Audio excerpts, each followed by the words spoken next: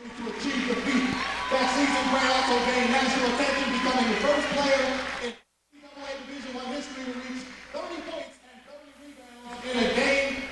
Fans, please direct your attention to the banner above the band here in Memorial Hall as we, our newest banner here to honor Kendall Gray as the LEAC Player of the Year and Defensive Player of the Year. Come on, make some noise for Kendall Gray!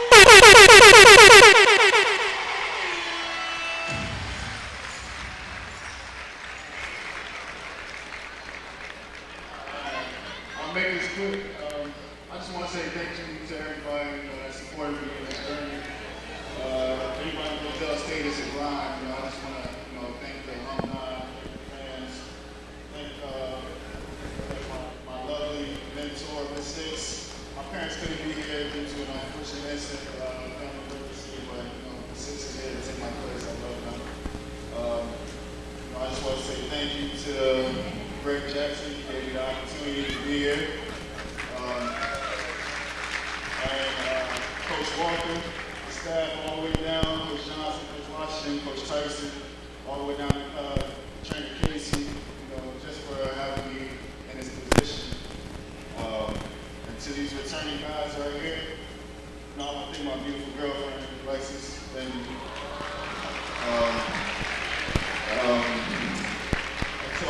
to all the guys that was here with me, Tim, Dre, Devon, Quincy, Jamel, Sir, my little brother. Man, I love y'all, man. I appreciate everything.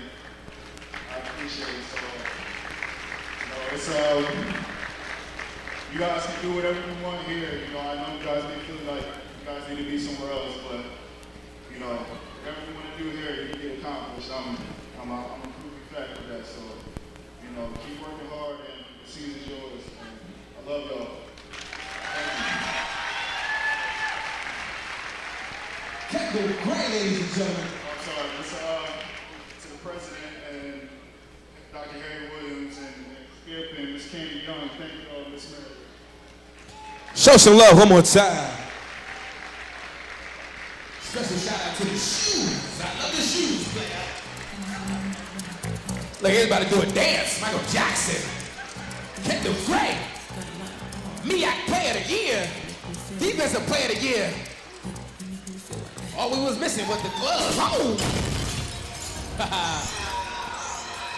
Let's go. We're going to have a great time today. It's a great Saturday. Great time for a great basketball game. Gifted hands. Let's go.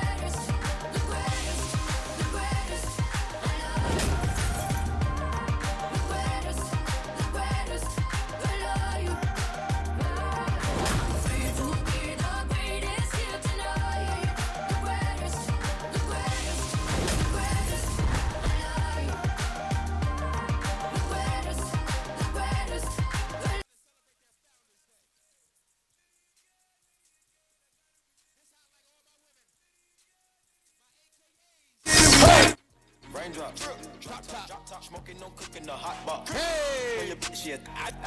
How we like the AKAs? We came from nothing to something. Hey! I don't try nobody. If y'all don't know, call up the gang and they we like them. Grab me a river, keep Back here, game 2 of the doubleheader. We'll have the 2-time defending conference champion Hampton Pirates. They're making their trip up here to face a hot Delaware State University team, Chris, off a 2-step in North Carolina, which they won both games against North Carolina A&T and Central. Game winner by DeAndre Haywood on Tuesday. Playing good basketball, playing a proven team in Hampton. I think this is going to be a great one. And before we get to that, just saw the video tribute to in my opinion, the best big man in DSU history basketball-wise, Kendall Gray. Well, I don't think you're alone. I think that there's not a doubt he's the best big man in the school's history. More blocks than anybody, sixth in rebounds. The guy was a force down low. Kendall Gray. I went to high school with him. To see him come here and do the things that he did, to see him in Amir May after Coppin State, that 2014-2015 season, to see them on SportsCenter after the big day that both of them had. You saw in the video there, Kendall had 30 points and 33 rebounds as the only guy in NCAA history to go with a 30-30. Certainly a deserving guy to be honored. You teased it a little bit. We're going to have him on for an interview here in a little bit at some point during the game. We're not sure when. We'll let you know. But certainly cool for him to be here, cool for the school to honor him, and a great day to do it. A big game. Hampton, you said it, two-time defending tournament champions. They've been in the NCAA tournament 2 years in a row. And Delaware State coming in. I like that, the North Carolina two-step. They got the game winner in the first one and then had the 2-point win against North Carolina Central. So Delaware State not afraid of the close game. As a matter of fact, it looks like they relish it. So if they can keep this game close, stay with Hampton, Delaware State's got a great opportunity to get a win today. And talk about sending a message to the conference. They would send one today with a win. Like we said, women's side crumbled at the top. Unfortunately, Lady Hornets at the bottom. But on the men's side, complete 180. You have Morgan State at the top at 3-0. Hampton and DSU, they're playing in a few moments, both 2-0. Yeah, I mean, the winner of this, you said they're gonna be one of the last two teams, the last two teams undefeated in the conference, along with Morgan State. So this is a big day. This is a statement game here for both of these teams. We saw a great, hotly contested game here last year. Hampton was up by 21 points late in the second half. Hornets got hot from beyond the arc, cut it to 5, gave themselves a chance. Unfortunately, came up short. But certainly, I think we're in for a great one today. Hampton looks a lot different than they did last year. Just one returning starter. Delaware State, meanwhile, the complete opposite. They returned just about everybody from last year's team. So we're in for a good one. Like you said, Hampton's strength, I think, was their upperclassmen leadership, a lot of juniors and seniors. So a lot of those guys have moved on, but the regime is still there, and it looks like they still have a pretty good team. And the Hornets, a pretty young team. Devin Morgan, MEAC Rookie of the Year. They got a good future as well. Yeah, and I think Devin Morgan's really the key to this team and their future. Devin has really grown up, and he's really taken an onus upon himself to recognize he is the straw that stirs the drink. He's the man that makes this team go. He's what's going to separate them from being a middle of the pack to a contender in the MEAC. Devin Morgan, when he plays well, this team can really beat anybody in the conference. So Devin Morgan's is going to be a key, and I think his growing up along with DeAndre Haywood, they're the two that make this team go. As we said here today at DSU International Day, a lot of international flavor on the DSU men's basketball team. We got our team, we got Marjon Gasevich, and we got Ona Fade.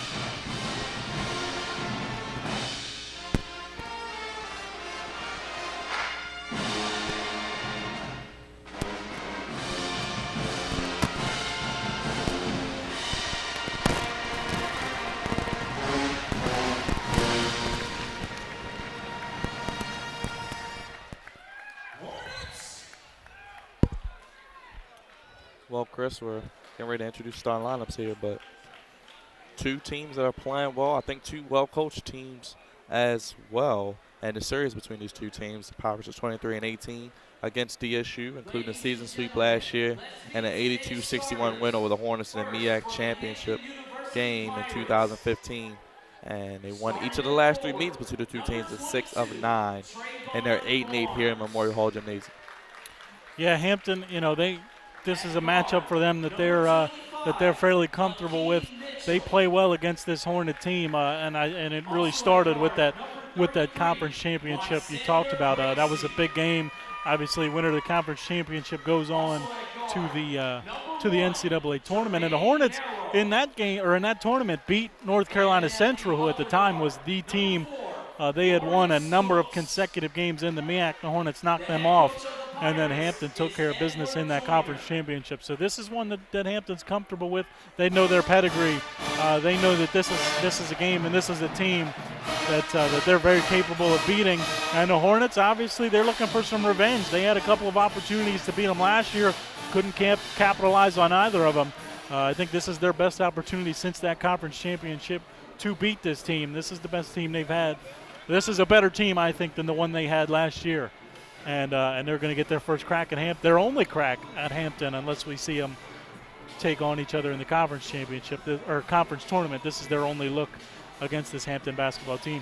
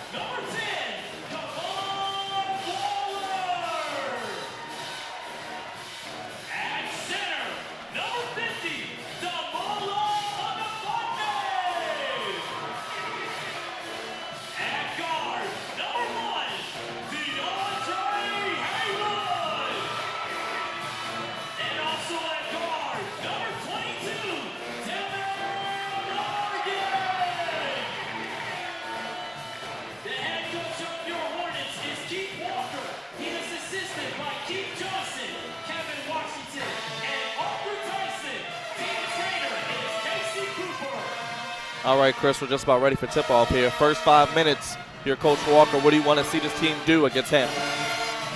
Well, one of the most important things with Coach Walker is always winning the tempo.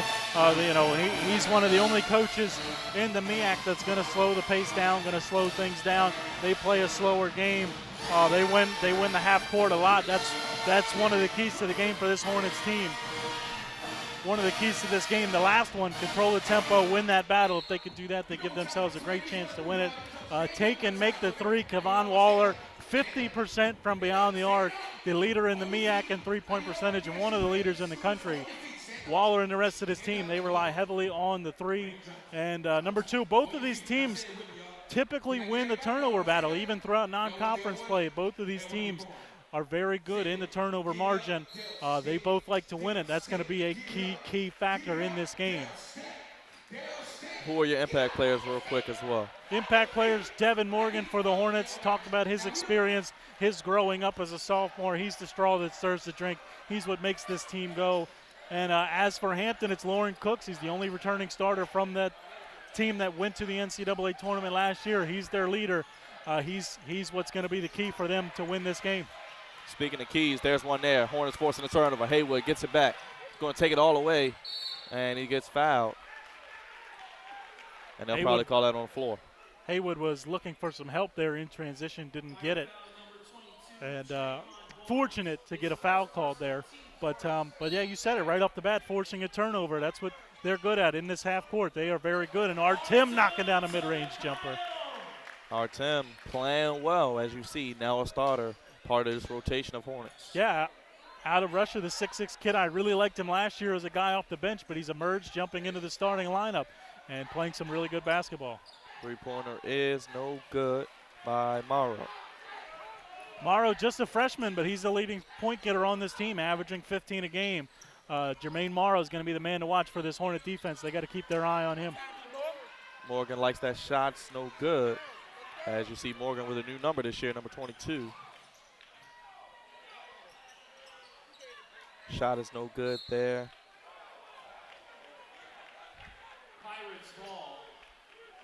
Good transition offense there from Hampton. And they'll reset here with 22 seconds left on the shot clock. But Devin Morgan, his ability, he's really improved as a three-point shooter. And I think that's what's really, really expanded his game. He's become a much better offensive player because of his ability now at the three-point line. Definitely at 5'10", he's found a way to put the ball in the basket. As we said, Raymond Miak, Rookie of the Year, leads his team in scoring and assists as well. 10 on the clock. And the Hornets doing a good job defensively, creating pressure on Hampton. With 5 on the clock, they're going to have to make a move. Barnes' shot is up. Tries to banks it in, no good.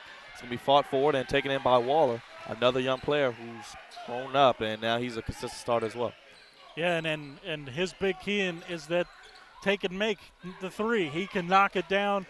He started off the season early on. He was the leading three-point percentage shooter in the country.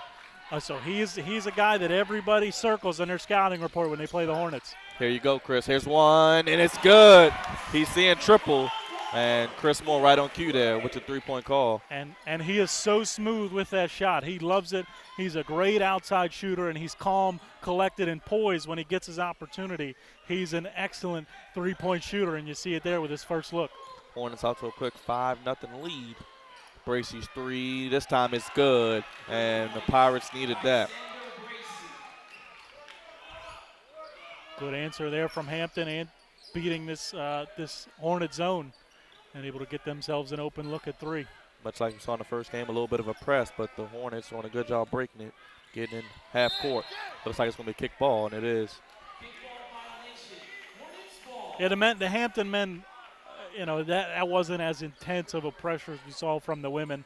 We'll see if they turn it up as the game goes on, but that was more of a just show you, give you a look, get a feel for how you're going to break it.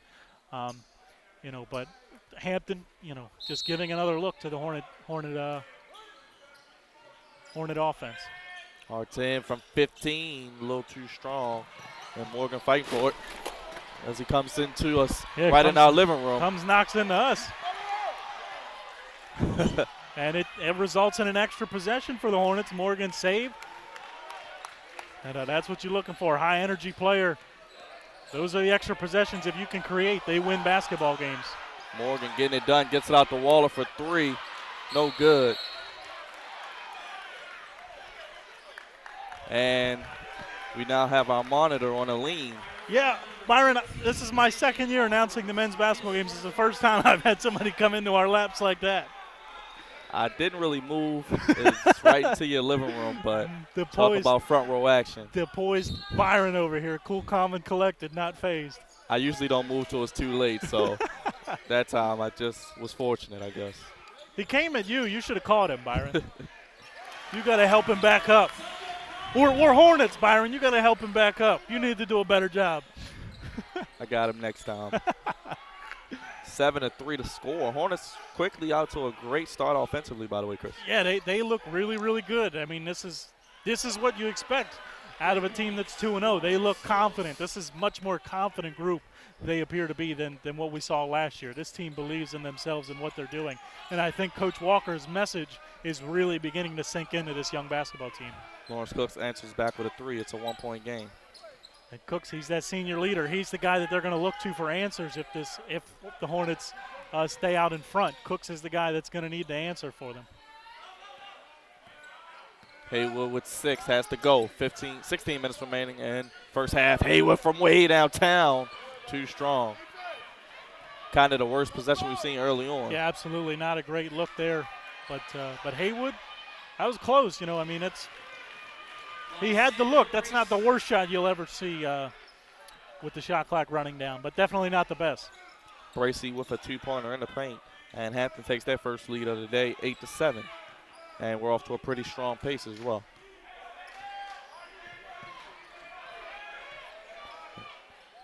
Shot no good by Waller. Onafade fighting for it. Taken in by Hampton. It's going to be rebounded by Mitchell.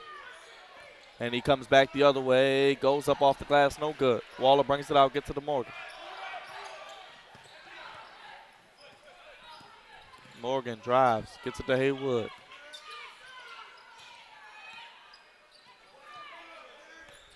Yeah, Haywood and Morgan, they're the two that make this team go. More specifically, Devin Morgan, but DeAndre Haywood's their guy that they get it to, and he can heat check. He can get going and create offense by himself.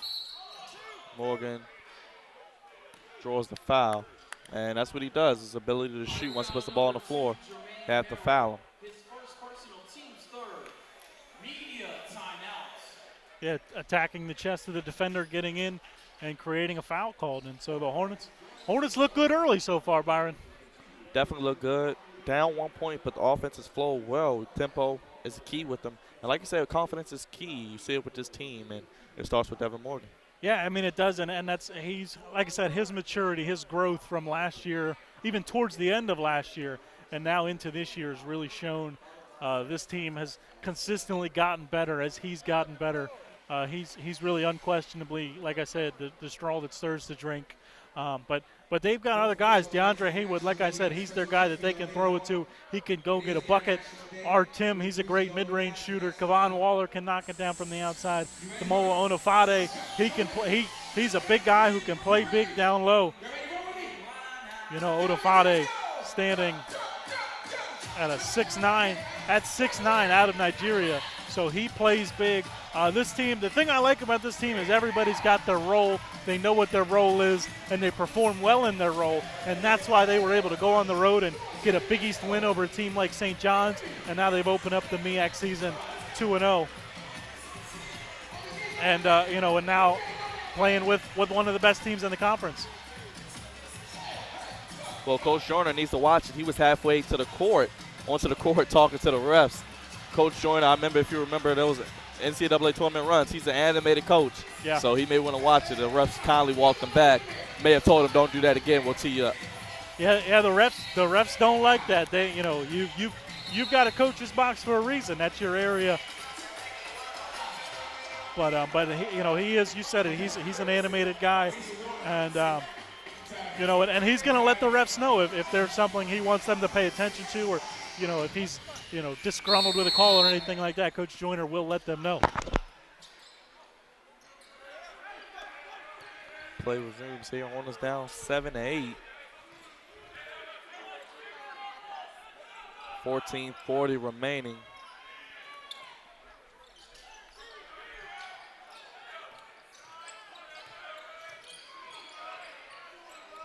$10 on the clock. Hornets going to have to find something. Onafade's calling for it inside. He doesn't get it. Morgan in the corner. He stepped out, and it looks like the ref got him. It's going to be a turnover. And they looked good early, but now getting a little bit stagnant, not really working inside, just passing it around the perimeter, and not getting too many good looks right now are the Hornets. Cooks, transition three, no good, but it's rebounded by Bracey. And they fell asleep there, just completely lost track of Lawrence Cooks. Fortunate that he missed that shot. Hornets in that 2-3 zone. Bracey drives into the heart of it, knocked away by Onafade with the honored Kendall Gray watching. It's a block party. Onafade just 2 inches shorter than Kendall Gray, so he's got length. He can certainly get up there with the best of them. And his inside presence is important to this team, especially on the defensive end. Probably his best trait, like you said, his defense and ability to rebound.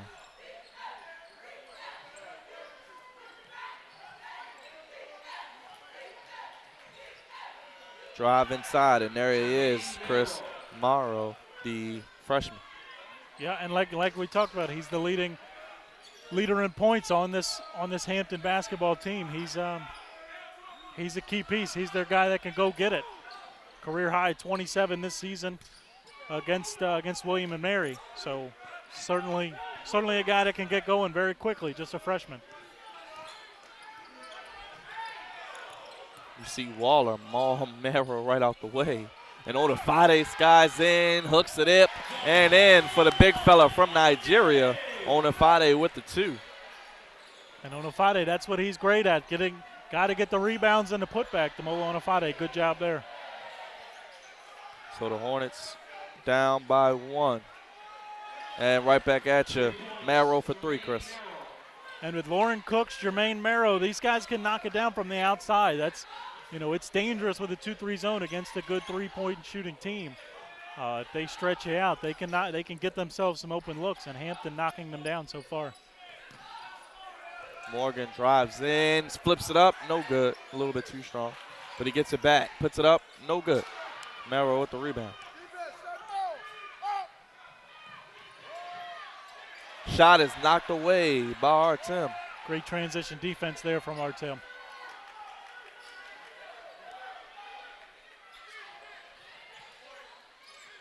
Knocked away, stolen by Haywood. Excellent help defense from Onifade.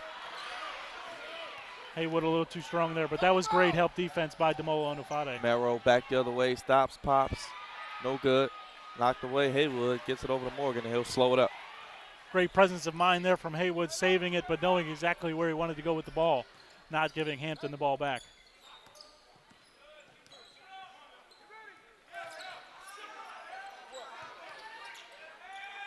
Waller from 15 feet is good. 2 points for Waller. His game has definitely grown over the past few years. Yeah, that's too easy for him. He can get an open look from that elbow. He's going to knock it down, and he did there.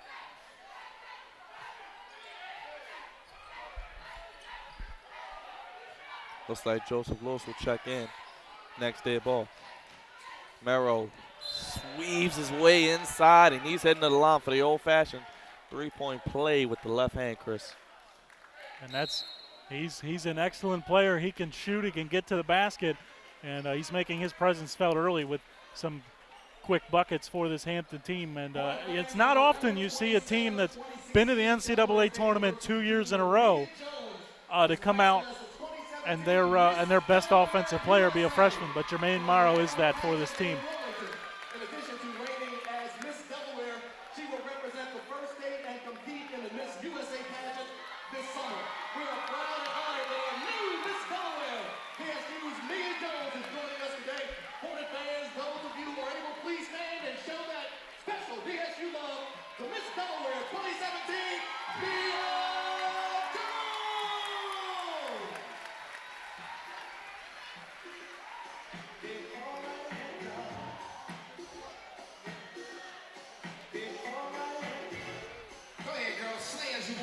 We're about halfway through the first half, Chris. Hornets trail 15 to 11, excuse me. What has stood out to you early on? Well, both teams have really done a pretty good job on the offensive end, getting their looks. Hampton's just knocked down a few more than Delaware State has. Delaware State doing a good job forcing turnovers, but Hampton's getting their open shots. They're making them. Delaware State's missed a few. We saw Morgan miss a layup and then got a steal and then missed a little bunny. Saw DeAndre Haywood miss a transition layup. Kevon Waller's missed a couple of threes since making his first. So Delaware State's missed a few open looks that Hampton hasn't, and that's really the difference in this game. Joe Lewis checking in for the Hornets, the 6'9" forward, and he can knock him down from the outside. So Joe Lewis, another three-point shooter on this Hornet team. We'll see what he's able to do as he checks in. So Marrow will hit to the line for the last part of the three-point play attempt as he hits the line for one.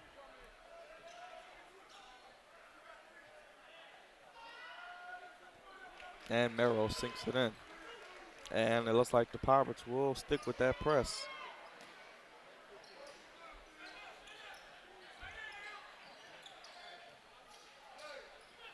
Haywood swings it over to Waller. Ball knocked away. Referees will adjudicate. And it'll stay with the Hornets. Looks like it was last touch by Hampton. Yeah, well, we talked about a Hampton. It's just kind of a show-me press right now. But if you get lazy against it, they'll turn it up real quick and try and get it from you. And they did that right there. Saw a lazy pass from Haywood and real quick to jump in the lane. Nearly forced a turnover. 11 minutes remaining first half. Hornets down 5, 16-15. 16-11, excuse me. Haywood, top of the key with 6. Haywood goes left, gets inside, looking for a foul, doesn't get it. Merrill back the other way. Another 3, too strong. Rebounded by Lewis. 3-point attempt, no good there by Fisher. But that's one that DeAndre Haywood's going to see in his sleep. He felt like he got fouled, but they cleared it out for him, and he went with the take, got good position, but couldn't get it to go. Devin Morgan, Steph Curry range. He has the green light, and it means go, and 3 points added to the board. Hornets trail by 3.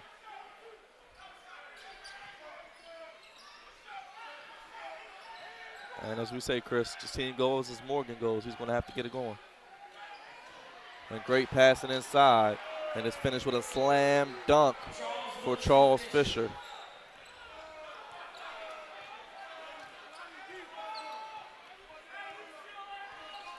Good offensive execution there from Hampton. They're really moving the ball well around this Hornet zone. 10 on the clock. Hornets again waiting to the end of the shot clock to find offense. Waller has the size advantage. He's going to rise up, face up. No good. Merrill rebounding it out for the Hampton Pirates. Brings it up court. Passes it inside, knocked away. It'll stay with the Pirates.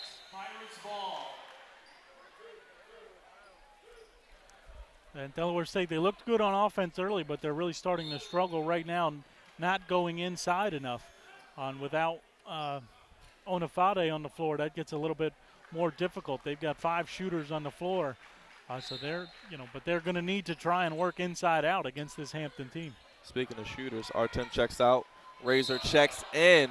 He's a shooter, and we almost had a score, 2-point, but it looks like we will get 2 free throws from A.J. Astroff. But you put Razor in, he can shoot the ball as well. Yeah, and that's what you see. You see five shooters on the floor right now for the Hornets. I would like to see Onifade on in this lineup. Just to have an inside presence, somebody that can get some offensive rebounds, but also somebody that you can work inside out to. Right now, they don't really have that.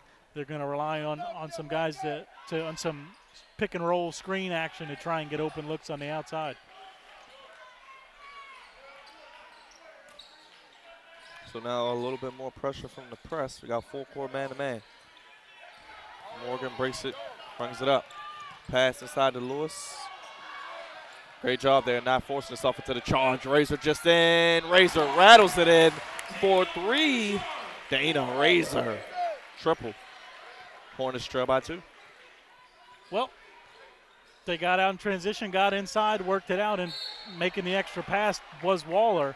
Got it over to Razor and an easy look, and Razor able to knock it down to make it a 2-point game.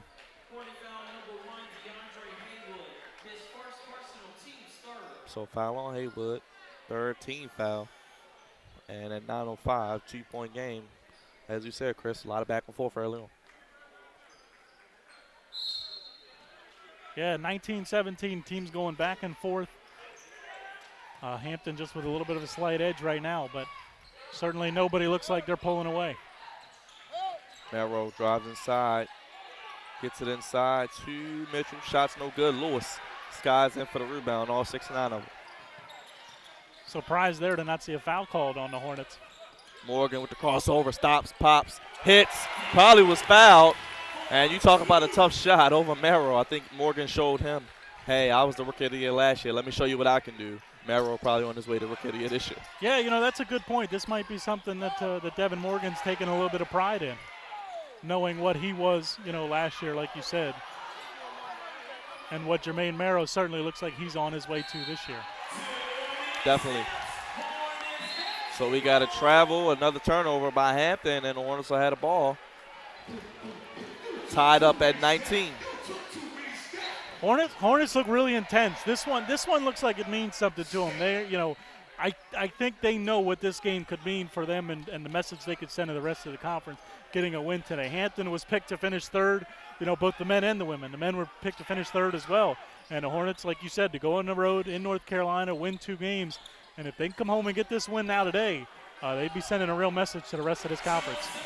Lewis with a fading jumper inside the paint, but at 6'9", it's easy peasy lemon squeezy. Proving me wrong. Joe Lewis going down low, getting a bucket in the paint. Hornets last 2 possessions gotten good looks inside, and they've turned that into buckets. One with a 3, one Joe Lewis down low.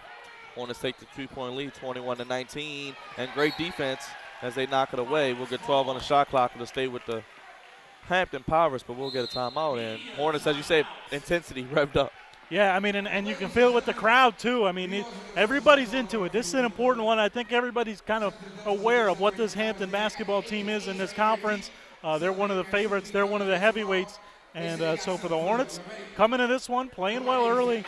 And you said it, the intensity's up. This one means something to them, and they're playing like it early with the lead, up 21-19.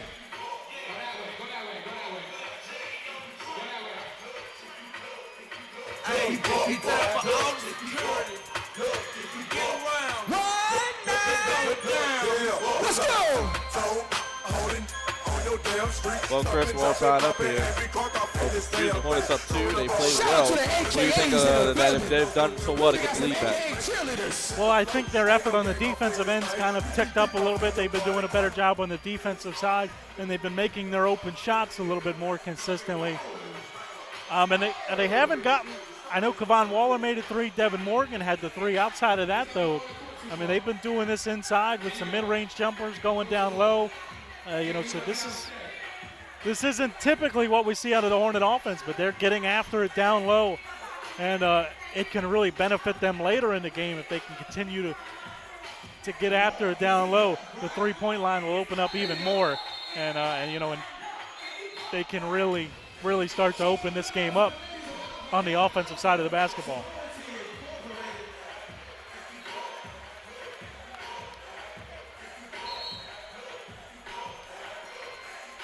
At this pace, Chris will be at about 40 points at halftime.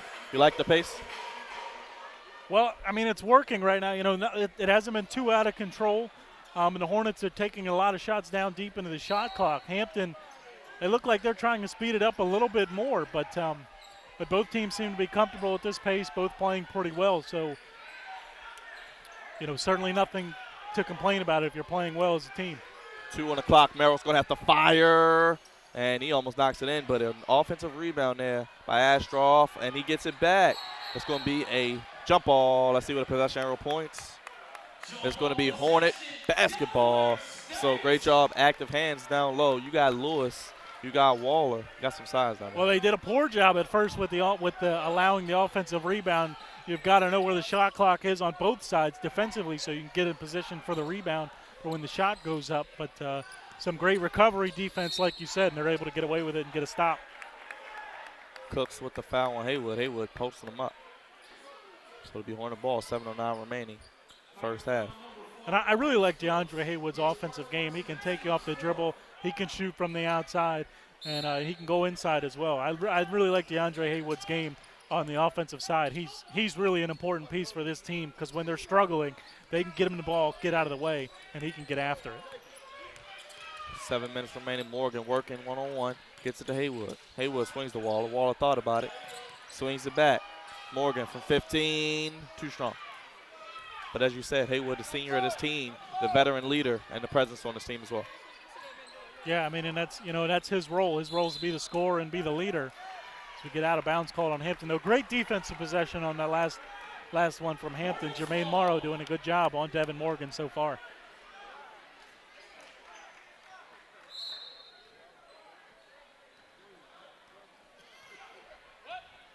Hornets up by 2.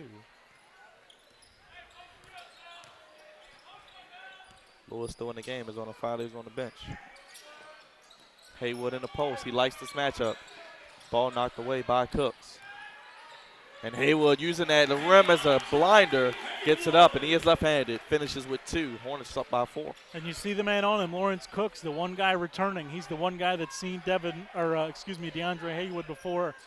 And, and might have an answer for him. But Haywood taking him down low and giving him a notepad and pencil, taking him to school down low. Pass taken away. Morgan gets it. He's got a 3-on-1. He's going to take it all the way for 2. And the Hornets can use that easy bucket after the turnover. And Coach Joyner's livid. This is the first men's game I've seen this season, And this Hornet team, they look much more composed, much more in control than they did last year. This looks like a poised team. Speaking of a poised individual, Merrill, three-pointer banked in, probably was fouled, but he calls up his bank, and they must have 24/7 hours because he banked that in. He's got uncanny ability on the offensive end for a freshman. He's going to be an extremely difficult guard by the time he's a senior. Merrill with 11 early on. So half of the Hampton points Merrill has. Lewis down low and doesn't look that comfortable there. Bracey all the way for two. 1 point game, Hornets up 25-24. And I think we're in for a good one, Chris. Yeah, Joe Lewis, I mean, you said it, it's not really the strength of his game down low. He can go quick down low, but not a guy that can really dribble around inside. He's got to get it and go quick. Well, DeAndre Haywood finds him there, and all they had to do was put the ball in the basket. He did there. Lewis for two, and Merrill again from the same spot. Too strong, but another rebound there, taken in by Fisher. Hornets may need to get Onifade back in there for rebound. And we'll get a timeout from Coach Joyner. It'll be a 30-second timeout. Hornets up 3, 27-24, Chris. 4:30 remaining in the first half. Yeah, well, I talked about it. Their poise and control is significantly better than I've seen out of this team last year. They really, have really grown up since last year, losing some guys, but they've really grown up. They've become more mature, and like I said, they look ready. Their intensity, their focus, they look ready for this game and this opponent.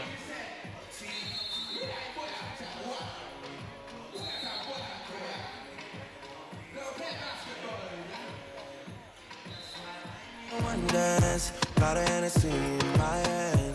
One more time before I go. Higher powers taking a hold.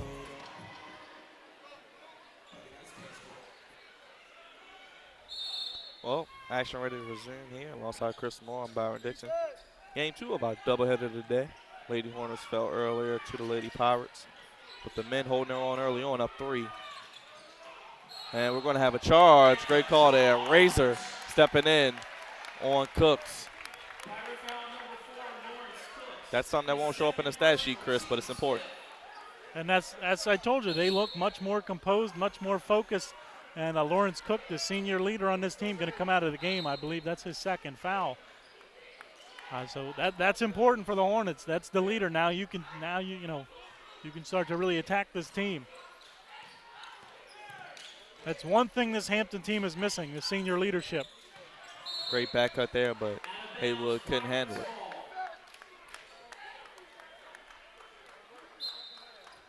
And Delaware State also looks much better offensively than we've seen, especially last season. They look much better and much more capable of getting easy buckets. Hornets picking up the intensity here, but somehow Merrill finds a spot in that zone, and he's going to shoot that all day if you give it to him. And that's with the zone. It's very difficult, but you need to have sets of eyes on number 2 because he's knocking him down. He's a real problem for the Hornets right now. He's a thorn in their side. He has half of the points for Hampton. They have 27. He has 14. That's a little bit more than half. Haywood and 1. And Chris, when he gets to that left hand, he's impossible to stop. Yeah, he's a lefty, and I think that's one thing that really throws a lot of guys off.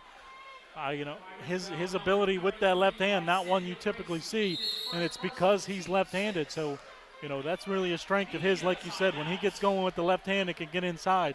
He's a really, really difficult guard. So 29-27, Hornets up 2. They've looked very good defensively, more importantly, like you said, being very active and aggressive.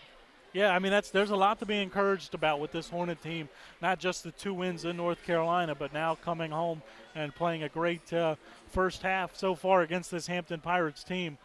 And again, when you get the wins that they've had in these 2 games in North Carolina, in the MEAC, close games are not going, they're not going to shy away from it. They're very, very well equipped, very prepared for a close game.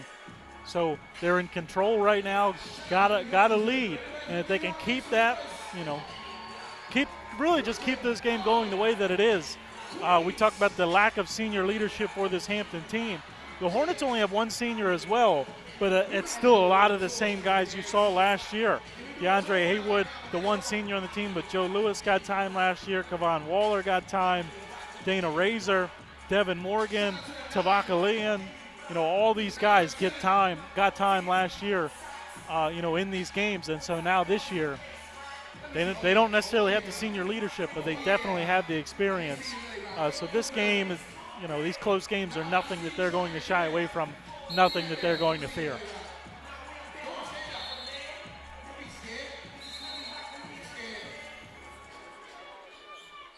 She's from Africa. She's from Africa, Harlem.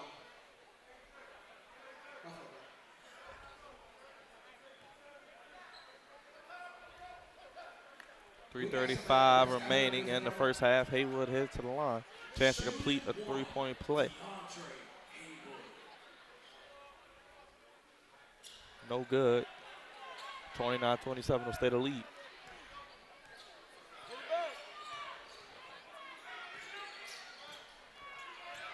Merrill's been on fire. He has 14. They trap him immediately.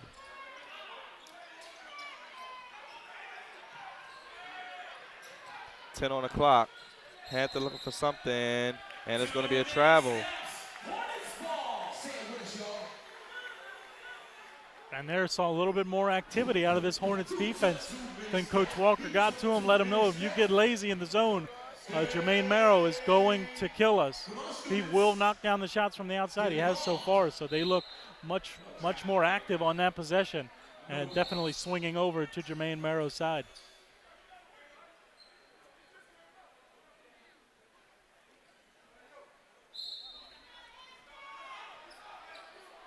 Three minutes remaining in the first half.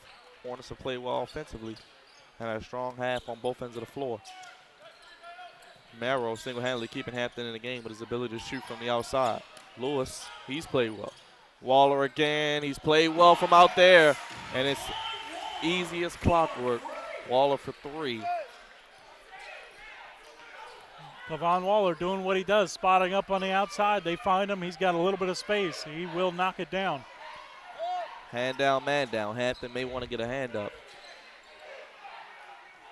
Merrill takes him off the dribble, passes it inside and finds his teammate. What a dime there to A.J. Astroff. And Merrill now showing he can pass a little bit too. Yeah, made the adjustment. The Hornets swarmed to him from the outside, pump fake, drive, dishes to a man, and gets the easy layup. Merrill really showing, like I said, now a complete offensive game. Merrill with his second assist to go around with 4 rebounds. Morgan right back at you. No good. Astroff brings it out with the rebound.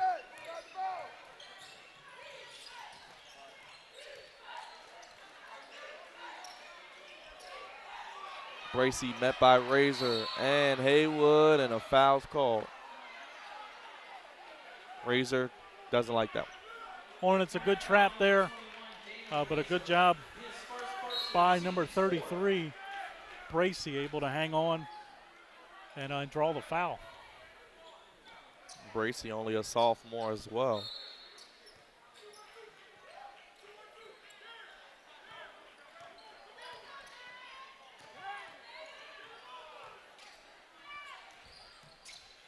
Just under 2 minutes remaining.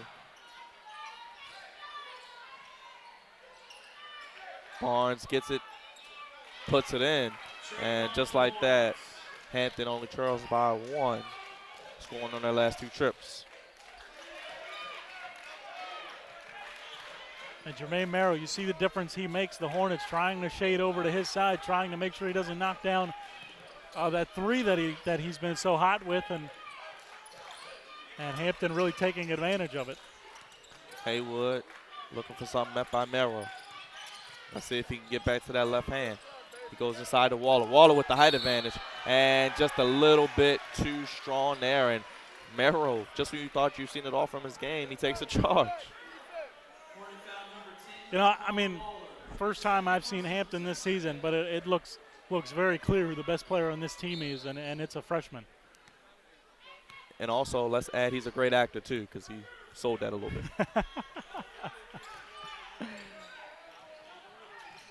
Merrill may be a freshman, but he's playing beyond his years. Absolutely, and keeping this Hampton team in this game.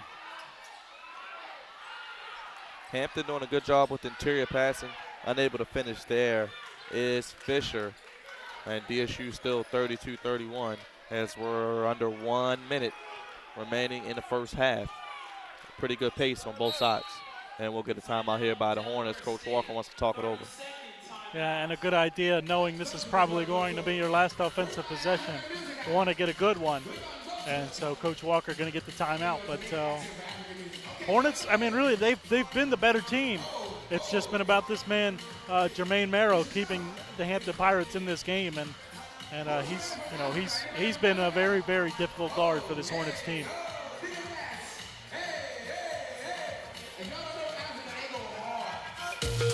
Ho, Everybody go. ho, ho, I like the way you do it, though. I need your head. ho, ho, All ladies ho, are waiting on ho. me. Like that. See girls that hurt. That's what I'm talking about. If it wasn't for that African, y'all know all music come from there, right? All that rhythm and the soul come from Africa. We got somebody else. So good time out there by Coach Walker. Set something up with a chance even possibly for maybe even a 2-for-1 if they work quickly. Yeah, that's a good call. Coach Walker might have been trying to draw something up quick, but one of the things you hear, especially with a guy like Coach Walker, in a slower paced team, it's always better to get one good shot than take two poor shots. 5 on the clock. They're going to take a shot. Haywood, Bowes inside, no call. They're letting him play. So Hampton has a chance to hold for the last shot. Merrow back the other way. He's not saving any time, and who needs to with a release like that? Merrow for 3, and Hampton takes back the lead, 34-32, and the momentum has shifted back to the Pirates. He's really, really giving this Hornets team problems. Giving them a lot of problems. Morgan trying it on his own, no good. Gasevich in the game, and Merrow with the rebound. Wow, this kid is electric. He's fun to watch, and Merrow's got it done, and Hampton now has the lead, 34-32.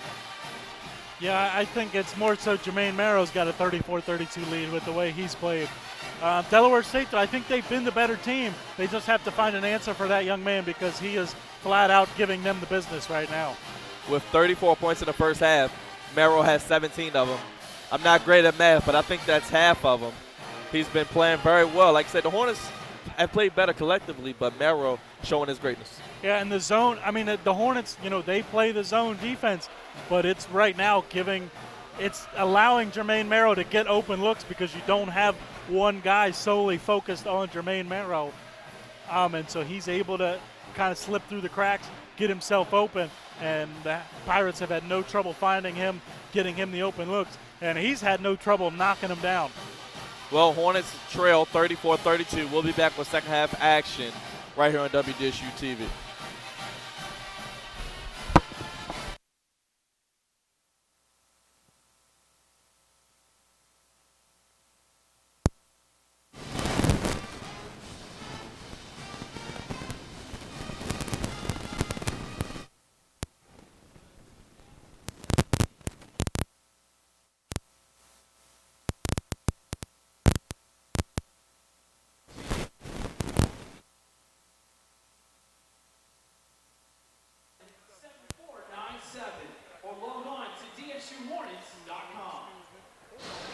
Ladies and gentlemen, welcome to the DSU Army halftime experience. Now, ladies and gentlemen, we know today we're going to have a battle between the Greeks. I got a member from the fraternity of Alpha Phi Alpha Fraternity Incorporated, and I think I got a contestant from the lovely ladies of Alpha, Kappa, Alpha. Where did she go? Come on down here now. Hey. Now let me explain to you guys what's going to happen. This is called the Hornet Scramble, right? This is what's going to happen. You see these posters on the ground? What you have to do is go, pick it up, and on the other side is a letter, right? You see this is an H. Now what you have to do is spell Hornets on the baseline. That's going to be your baseline. That's going to be your baseline. The winner will receive a $25 gift certificate. Cool beans? You got it? All right. Take the walk like a fella, like a gentleman. All right. Look, she's smart. Let me tell you, look, see how slick women is? I'm going to stay on this side because she knows she's seen the H already. Look at her. Smart. You ready? And go. The baseline, underneath the basket. We got to throw Hornets.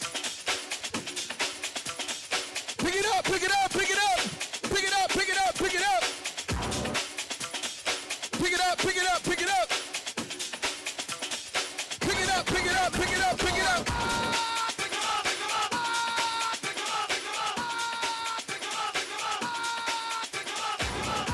Uh-oh, might come down to the end. Make sure you do spell check. Uh-oh, you never find a T. You need a T. It's down there. Uh-oh. A standoff.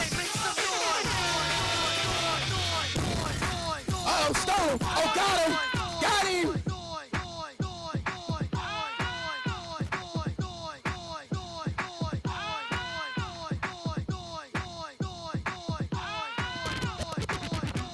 Hornets. All right. Oh, show some love for both contestants. My man, hold it down. Now, do you want to say a special thanks to anybody? Get in there. Look at my Shout out Founders Day coming in one day. Put your pinkies up. You want to say anything to the alphas over there? Yeah. Oh, sick. Shout out to the alphas and the AKAs. Now for my next thing, y'all know it's Saturday and I love the kids. I need 4 kids. I need 4. I need 4. I need another kid. Let's go, young fella. Come on, let's go. Let's run. I need 4 more kids. Come on down, little AKA. 2. I need 2 more. I need 2. Come on, young fella. Come on, little man. Come on. That's what I'm talking about. I need 1 more. Where she go? Come on, princess. Tell her, come on out here.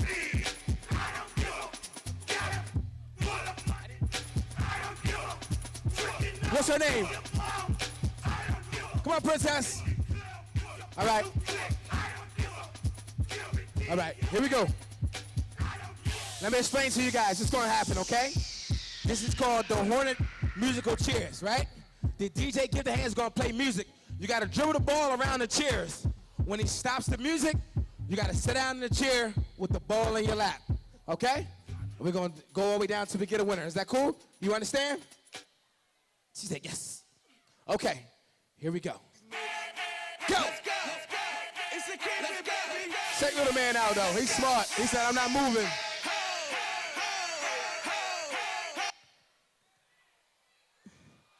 Oh, come here, little man. Oh, come here. Come here, little buddy. Come here. Oh. You want to play? You want to still play? So y'all want to still play? Make some noise. All right. We'll give you 1 more chance. All right. Let's go. Back up. And go. Second dribble. Oh! I ain't mad at him. What's up?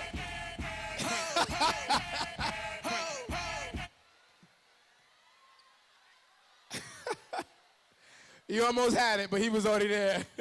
So come here, little man. Come here. Oh, maybe not. All right, everybody back up. Stand up. All right, go. Dribble the basketball. You got to dribble. You left the basketball. Come on. Got to dribble. You want to go over there? Ah!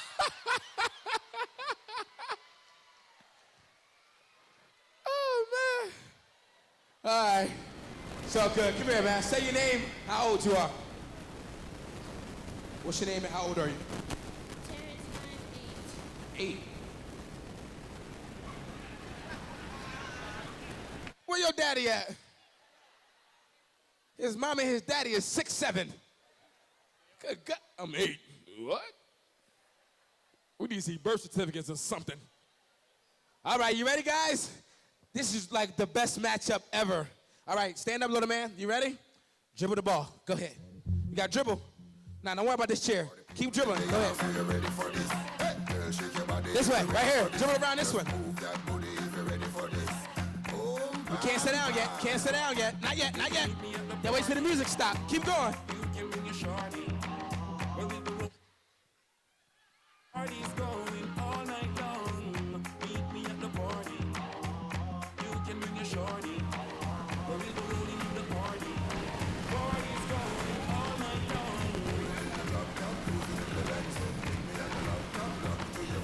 Baby, when the fun stop, I'll take you to the end.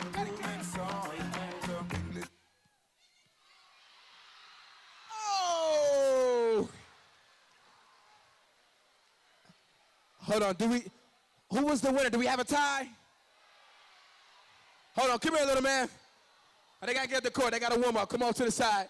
Give both of our contestants a round of applause, guys. Come on, little man. All right. Come on over here.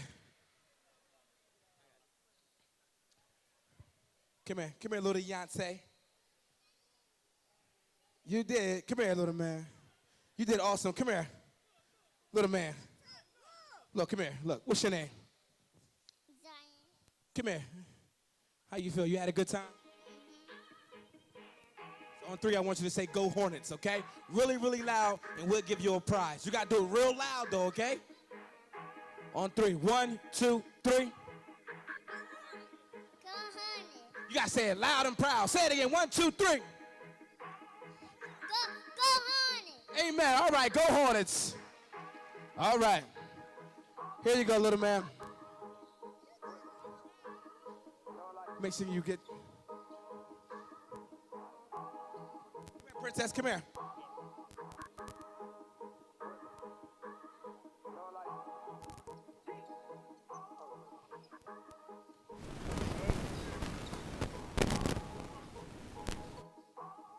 Now you are, what's your name? Joni. How old are you? 8. You gonna be an AKA? Yes. I know that's right. Go ahead and don't put your pinky up, put your thumb up. Put your thumb up. She's coming. All right, she got a $25 gift card. Make sure you get it to your mom, all right? Show us some love, ladies and gentlemen. Go ahead, back over there. Shout out to the Approach the Storm is in the building. We're going to take a world tour to find out who in the building. Don't forget. New Jersey, make some noise. Philly, where you at? Delaware. DC. Baltimore, be more careful. Everybody else.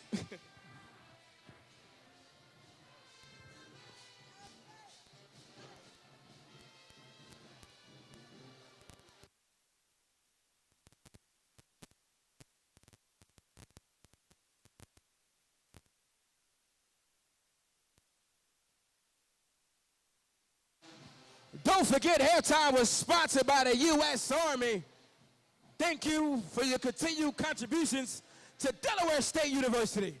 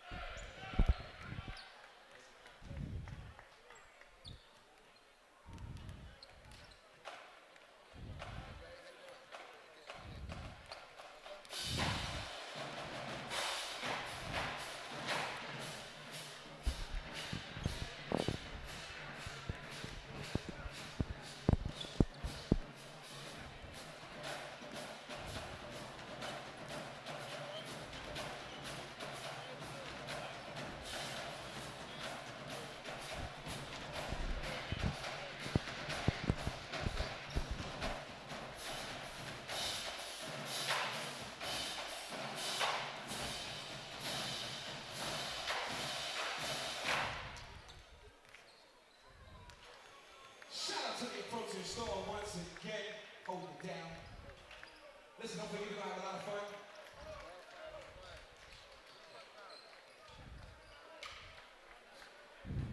We might even do the wave. Can we do the wave today? We might even do the wave. I'm gonna try it. Now we have a score of 32-34. Second half, I need y'all to get into this game. Come on, students, I need y'all to wake up. If you're gonna be here, have fun. Let's go, Africa. Show them how we do it. How you do it. You know what I'm saying? And we're gonna do the wave. All right, we're back here at the Hornets Nest. We're beginning the second half, and we're joined by a very, very special guest, the greatest big man in Delaware State University Hornet history, one and only Kendall Gray. Kendall, how does it feel to be back in Memorial Hall? First of all, I want to say I appreciate y'all having me. Appreciate y'all, man. It's always a great feeling, you know, coming back to where it all started, man. It's just wonderful seeing the atmosphere and the guys that I played with, you know. So it's just a great feeling. Well, your career was great. You averaged a double-double. I guess a lot of people out there want to know, what has Kendall Gray been up to lately? Kendall Gray, man. You know, I started my first year once I came out of college. You know, I did a lot of the pre-draft workouts. I went over to Germany. You know, it didn't really pan out as well as I wanted to. So I had to come back due to injury. And then this past year, you know, I started my season in Poland. And, you know, I'm just trying to work my way back from injury again. So these past 2 years I've been plagued with a little injury. So. Well, one thing about you, we know you're a hard worker. You bring it on both ends each and every night.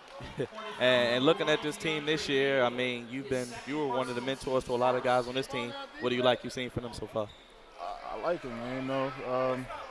You know, they got a good nucleus of the guards that's been here for the past 3 years since I left. You know, DeAndre, Artem, you know, Devin, the main guys. You know, they're special players, man. I feel like they can contribute a lot to the game, you know, in their own way.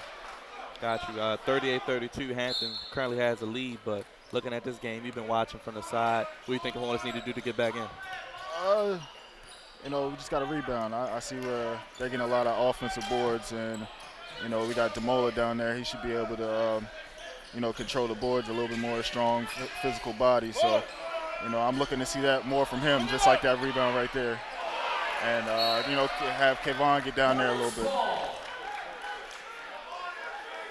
Well, I guess, you know, what would you want? You know, you got the awards, you got the video tributes, but what is one thing that would describe you or your legacy, as you would say, here at DSU? Just a player that never gave up. You know, I could have had options to go elsewhere, but, you know, I just decided that this is the spot for me, and then I can make something happen here. I always wanted to leave a legacy here because I know I could do it here. Just you know, being driven as the player I am and the person I am. You know, I always knew I could do it here. Did you ever think being from here in Delaware, not the biggest state, but going play overseas and playing basketball, that it would ever take you that far and you would be all over the country, the world? Just my mentality. I knew I can just, you know, I could play with the best of them. You know, and I work my tail off just to, you know, display my talents in a way that I can just, you know, play with the best of them. You know, it's easy once you do hard work, but, you know, if you don't put in the work, it's going to be very difficult.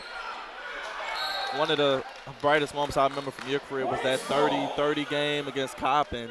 What was going through your head that night? I know you probably were just in the zone on both ends. I just thought to myself, you know, it was my last collegiate regular season game with my guys, and, you know, I just wanted to leave it all out there on the table, and, you know, I let God do the talking. It was just an amazing feeling because my teammates were just rooting behind me the whole time, and it was just phenomenal, man. I can't thank them enough. Definitely. I mean, you don't have a lot of time with you here. I mean, we'll call some of the game, but Hornets kind of giving up an early on run here to Hampton. Going to have to lock in defensively, get a couple blocks like you used to do. Oh, yeah, for sure. You know, you got the personnel down there with Demola, man. He's a force, man. Once he really learns how to play the game, he's going to be a force to reckon with the next couple years. After, you know, your basketball career is all said and done, where do you see yourself? Maybe coming back to coach DSU one day, maybe? I see myself as more of a mentor. I can't really see myself as a coach right now. Right. More of a mentor or personnel or a scout somewhere. Just to reevaluate talent because I love finding new players and finding their true talent. That's always been the biggest thing of mine. But as of right now, I can't see myself being a coach. Just more of an evaluator, mentor. Well, the Gray family has a pedigree of sports. I know your brother's playing now D1 college basketball. Yeah. He's doing good things out there on the University of West San Coast.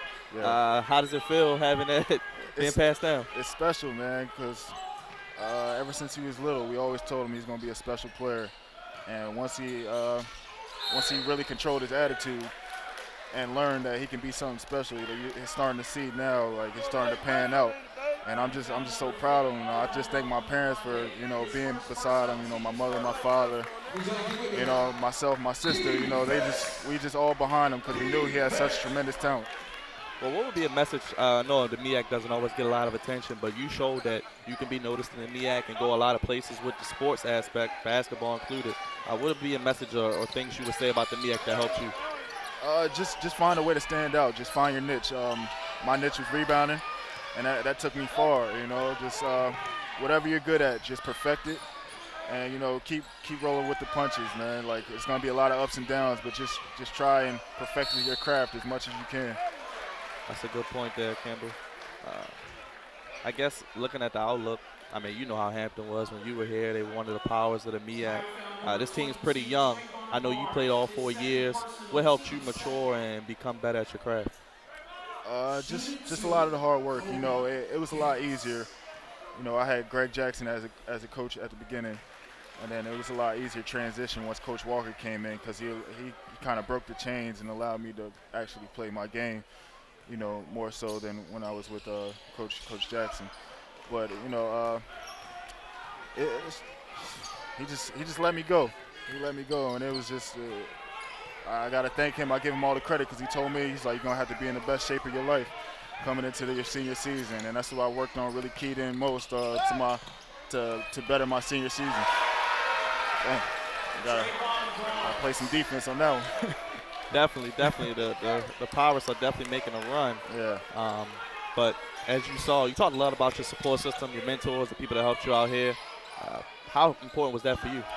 Like I said, it was real important. I had I don't even think I would have made it through college without Miss Hicks. She's one of the, even though she's my mother's soror, so she's like a mentor. And I definitely wouldn't have made it through college without her, even though like she was like my mother away from home, even though I lived like 5 minutes down the road. But she was like my mother away from home, and I can't thank her enough for this opportunity that she put in front of me. How long are you gonna plan on being on in the air? You gonna be around for a little while? Yes, I'm gonna be around, man. Just here observing and just trying to watch, try to help everybody get better. I'm gonna be here for a little bit. It's always good to see. Hopefully the Hornets can get back in this game as Haywood heads to the line. Hampton leads 43-35. I'm sure they can. They got a lot of sharpshooters, that can get it done. Just looking for Kevon to find his stroke, man. Once he finds it, I think everything else will fall into play. Definitely. And then seeing players like Haywood, now a senior, you had a good group of guys, and helping some of these young guys got to be fun to watch. Oh yeah, DeAndre, that's my man. That's my little man. He been with us through the ups. He's been with us through the downs, man. I always got respect for his talent. I just want him to go out there and play. Don't play down to the level of his competition. He's a lot better than sometimes he presents himself. But I'm just proud of the person he's become and that he's about to graduate soon. That was most important. Definitely. Looking at Devin Morgan, he won Freshman of the Year. You know about playing from day one. What have you seen in his game? Oh man, he's special, man. He's special. He got the heart of a lion, man. He kind of reminds me like a Kyle Lowry type player, He got the heart of a lion, and he's special. That's all I can say. Well, Kendall, I think our time's pretty much up. We definitely appreciate you for stopping by, and best of luck with everything you got going on. And how can the people keep up with you? Just try and follow my life. I can't really, put nothing out there, but I just try and follow my life, man. I'll do something real special soon. I can already feel it. Well, Kendall, we appreciate you for your time, brother. All right, Thank you for coming back, man, and thank you for best of having me. luck to you and continued success. Appreciate it. All right, man. thank you. Thanks.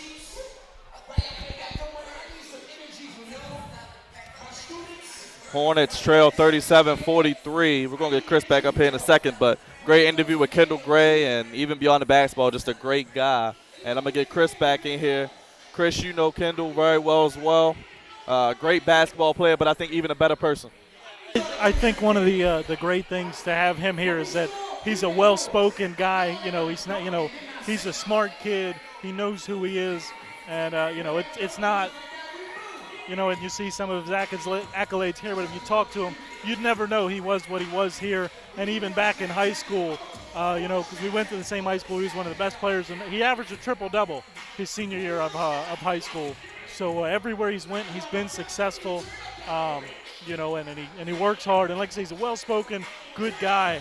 And it's good to see him here, and he's a good guy for anybody to reach out to, but especially these guys on the basketball team to reach out to. He's a good example. He sets a great example for the basketball players, but all of the alumni at Delaware State. He represents us well. So I'm proud, to have gone to the same high school, now to the same college as him. And very selfless individual. I'd like to be able to call him a friend. I don't know if he'd call me his friend. He's a cool guy, well-spoken, very selfless individual. And that Gray family, I talked to him about his brother. They got some good players, too. Yeah, his brother's doing really well out there in California. Yes, and they support each other well, which I think is the really cool thing about it. So. And as he said in the interview, he'll be playing overseas, just trying to get back healthy. Blake. As Blake goes down. We got man down. It's Blake Saunders, but he went to DSU, so he's tough. and we'll get someone to run over there in his hair in a second. Devin's a solid kid. I don't think that was an easy hit on him. Devin may be 5'10", but he could play a little D-back or linebacker if he wanted to.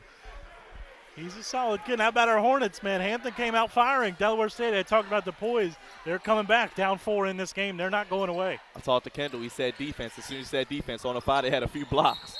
So kind of there's another turnover. Yep, and this is a good team. These guys, when they came out in the second half, Hampton turned it up to that level that a champion does. And they're obviously a 2-time MEAC conference champion. They turned it up to that level. And now the Hornets are answering.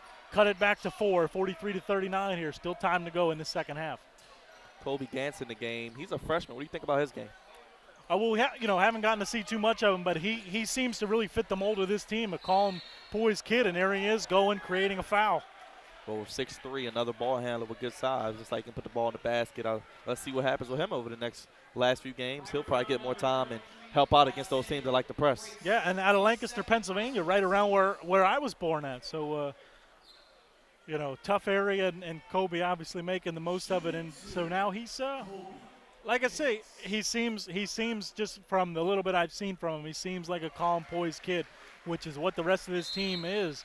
And you see that in the way they're battling here in this second half. That's a good point. And that's why I say Coach Walker, you can see his message is really starting to sink in with these guys. They're poised, and they're not backing down from this game and even that deficit that they faced here early in this half. Well, neither coach likes to sit down. I can tell you that. Coach Joyner stands up the whole time. Coach Walker never sits down, and he never gets upset. It seems like either. Yeah, Coach Joyner's a little bit more boisterous than Coach Walker is. On a Friday, man, we talked about this. He's such a difference maker, and it's not always about blocks, but just altering shots, making your presence known, putting your hands straight up, not fouling. Last year as a freshman, it really seemed like he was the guy there to win the tip-off. He came out, he started, and then we wouldn't see him much for the rest of the game. This year, it's completely different. He's in getting big minutes, and Coach Walker wants to slow it down, and it's important to have a guy who can defend the paint in a half-court system as Waller spots up. Waller's first missed 3 of the day, but look at Kobe on the ground. Dives for it. Let's see where they spotted at. And they're going to give it to Hampton. But Hornets nearly get that offensive rebound because of Onavade's initial effort. You talk about he makes a big difference for this team, his ability to rebound and defend down low. If he develops an offensive game, he's going to be a problem for the rest of this conference. Definitely gotta like what you've seen from him. As Cooks gangs it back, shoots it, shot is good. So you see the veteran leadership there of Cooks. And it's kind of funny, you have a graduate senior and Cooks and a redshirt freshman and Marrow. Marrow, yeah. So it's kind of fun to watch. And Haywood draws a foul. He's really starting to take this game over. We saw it last year against Norfolk State. Not sure if you remember that, but Norfolk State, he really went off, took control that second half, and got the team the upset win. And he's starting, maybe not to that level, but he's really getting aggressive, really going after it. His ability around the rim is unlike really anybody we've seen maybe since Amir May here at Delaware State. And when Haywood turns on the Jets, he's very good and can get to the free throw line a lot, which is important with any score. And he can make them as well. It doesn't matter if you can get to the free throw line if you can't make them. DeAndre will. So Hornets trail 42-45, down 3. Now down 2. And as we said, Chris, this game's going to come down to the last few possessions. And, well, their zone, I think one of the adjustments Coach Walker has made. Good swat by Haywood. But one of the things that looks different, they're still in the zone, but it looks a little bit more like man-to-man. They're getting more up in the jerseys of the Hampton offensive guys. You know, whoever has the ball, they're up inside them. They're, like I said, it looks a little bit more like man-to-man. It's still a zone, but looks a little bit more like hat-on-hat defense. Haywood makes a move. Goes up a little too strong. That's going to stay with the Hornets with 10 on the shot clock.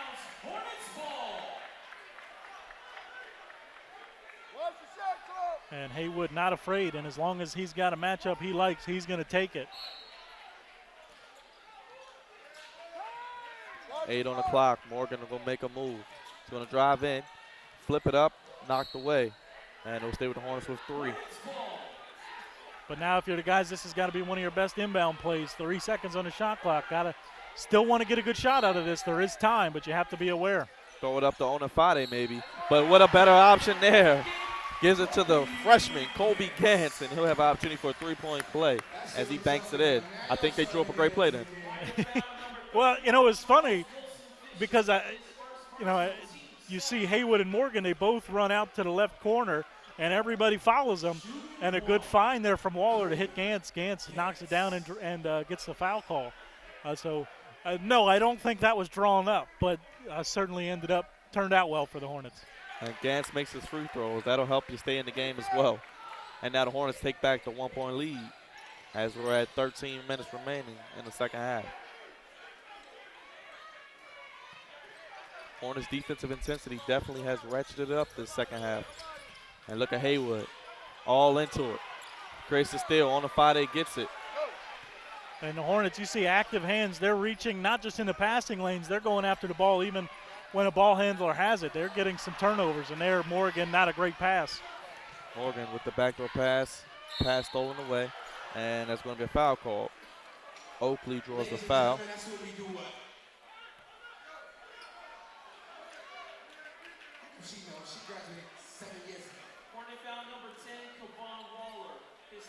Waller's third, and Oakley will head to the line.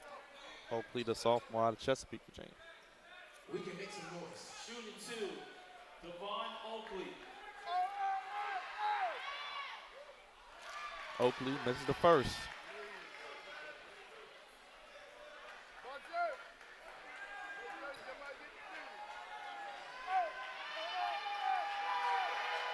And he makes the second, and that's the game up at 46.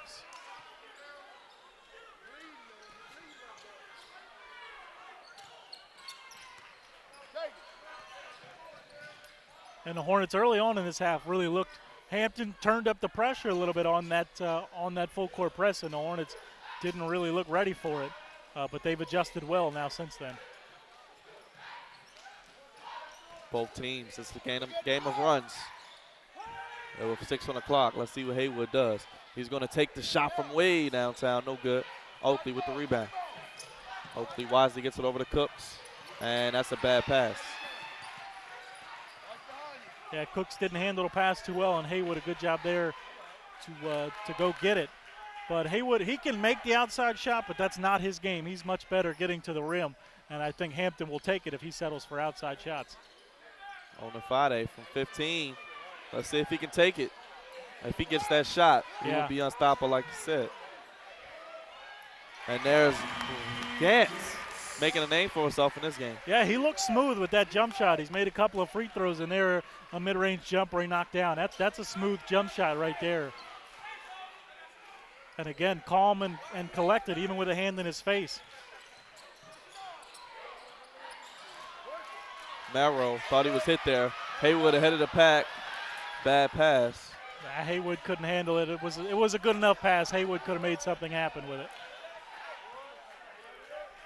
11 minutes remaining. Gantz top of the key. Haywood was thinking about that dunk before he caught the pass.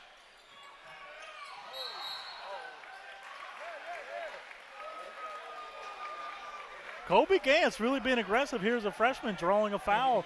He's really getting after this Hampton team, and he's giving them something to combat this Hampton offense with. And I think Coach Walker knows that, because he wouldn't have him in a game this long in a tight situation if he didn't trust him. Yeah, and that's, and you see the poise from him. He looks relaxed, and this isn't too big for him. He's playing a good game.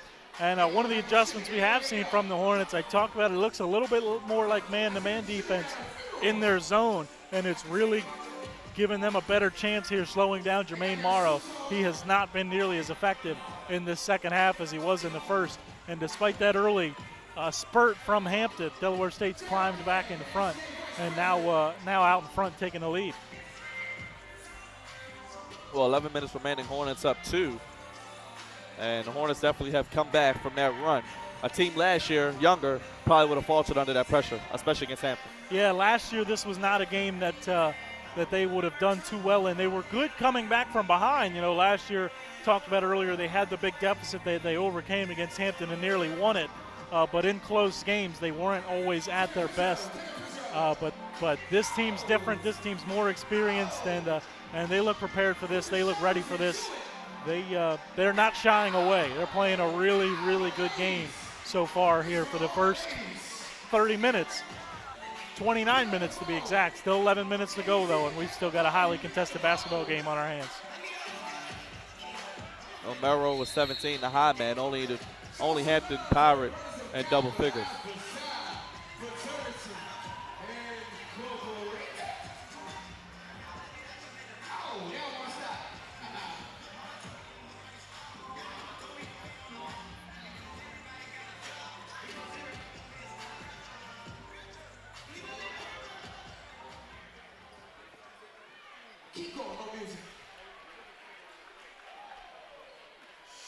So Gantz will head to the line for 2. We need him, babe. One more.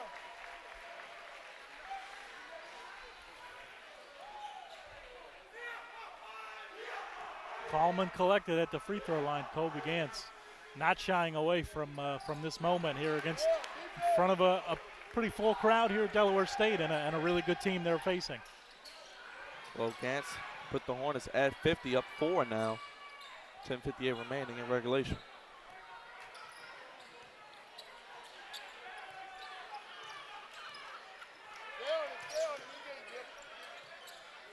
And you see now it's still a zone, but they're stretching it out and they're getting into this Hampton team.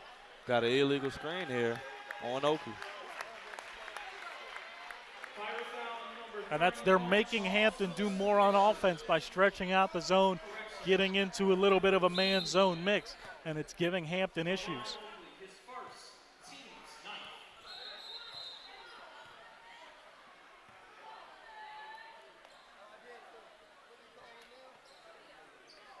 So we got another stoppage in play. Looked like maybe a foul called on Hampton off the ball, not sure exactly what it was.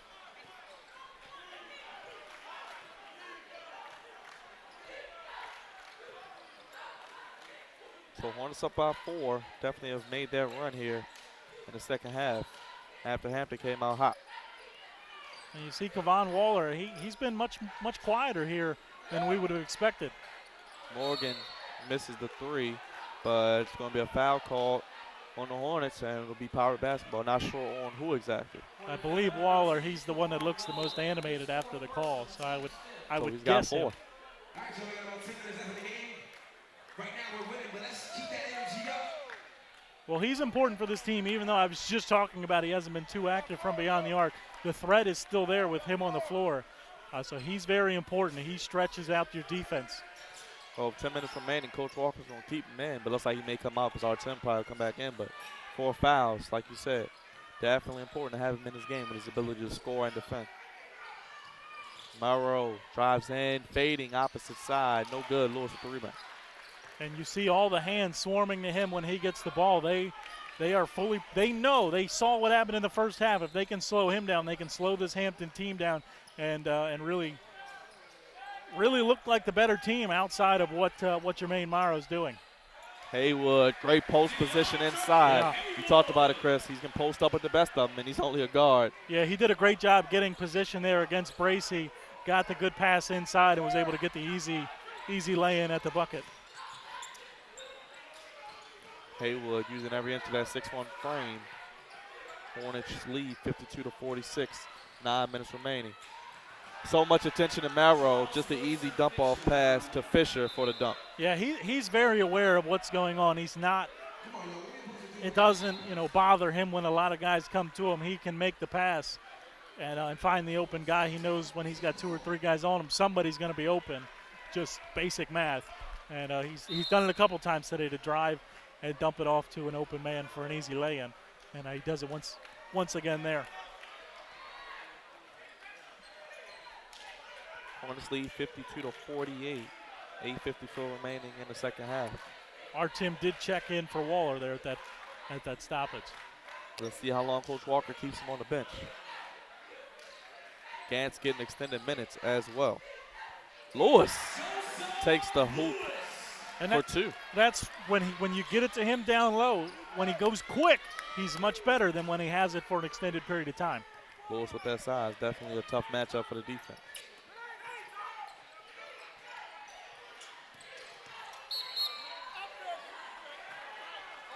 And it's going to be an offensive foul.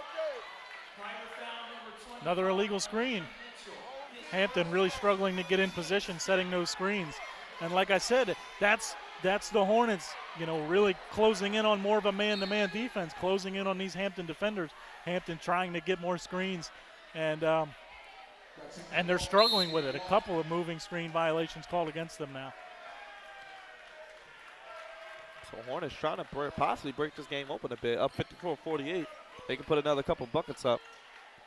They'll be in the lead. And they're slowing down Jermaine Merrill, which is really the only reason it wasn't a big lead at halftime. Lewis goes inside. That's going to be a foul call.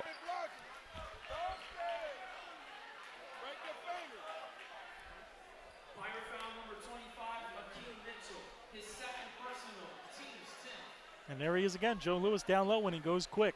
Much better things happen than when he hangs on to it. And how about Kobe Gantz, the freshman? 10 points, second leading scorer for this Hornet team. Lewis makes the free throw.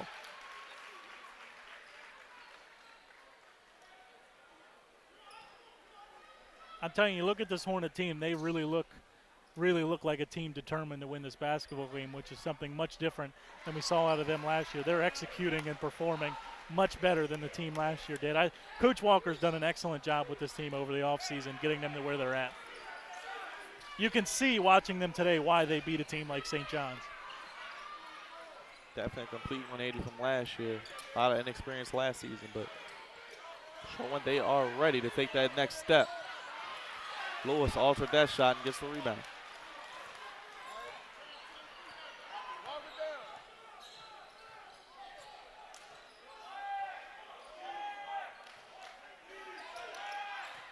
Pass nearly thrown away. Artem gets it back. Gets it to Haywood. Haywood to Gantz. Gantz finishes with the left. Great finish around the rim there. Felt the block coming from behind. Extends the left. Lays it in, and Coach Joyner gets a timeout, and he knows he needs it. This Hornet team taking over this basketball game. Hornets up by 10, And it might be a coming out party for Kobe Gans. We might look back at this game as what propelled him to play great. Yeah, he with the performance in this game, he's going to need to get more minutes. If I'm Coach Walker, I need to get him more involved with the way he's played today. He's been exceptional here in this second half, and the rest of his team really just doing what they do. They played poised, they played sound, they've been really good. And, in Kobe Gans, like I said, he's been exceptional in this second half. This whole team really has. Like I said, you see a different look in this team than you did last year. They look more in control of what they're doing, and they're in control of this game right now. Rock with y'all. I came right here. You want to rock it, Gifted? Okay, we'll save it. At the 4-minute timeout, that's when we're going to rock out. Wiggle, wiggle, wiggle. Don't forget we got a lot of basketball to play in this game, so I make sure I need all of y'all to keep y'all energies up. You back up? All right? So I need all my Hornet fans right here, my Hornet family. I need my king. What's up, king?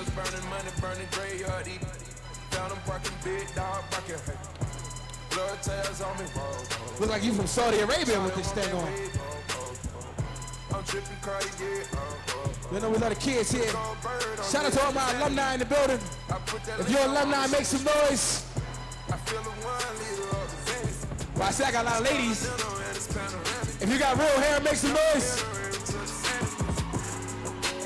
If you got bundles in, make some noise. Hey! Shout out to the football team in the building. Y'all, I'm making y'all just not gonna make no noise. I'm making y'all shout out. Football team, we all at? Good. We out here. What's up, coach? Hold it down. See, I got Omega Psi up in the building. Y'all just not gonna bark or nothing?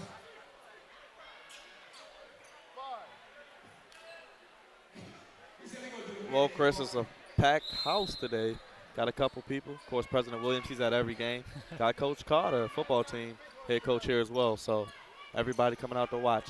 And Chris, when you're winning, people are watching. Absolutely. It's a good one to come out to. We honored Kendall Gray, and the team playing well. Got a double-digit lead against the two-time defending conference champs. Well, not anymore. Well, Fisher follows up to 2 out of the timeout, cuts the lead to 8. Now you got Derek Morgan, Kobe Gans, and DeAndre Hayward, 3 dynamic guards you see on the Hornets. Yeah, well, their guard play is really what's been really good so far this game, and it's what's going to propel them throughout the rest of the season. DeAndre Hayward being the best offensive player on the team, really. Devin Morgan, probably the most complete player, and like I said, the guy that keeps everybody going. And Kobe Gans now, he's been a spark plug off the bench. He's really gotten this team going in this second half. He's really been the key to this turnaround, because they were down 9 at one point, now up 8. This is a big turnaround from this Hornets team. They're flexing their muscle today. I really believe that this is one of the best games I've seen them play here in the couple of years that I've been announcing. They look really, really good.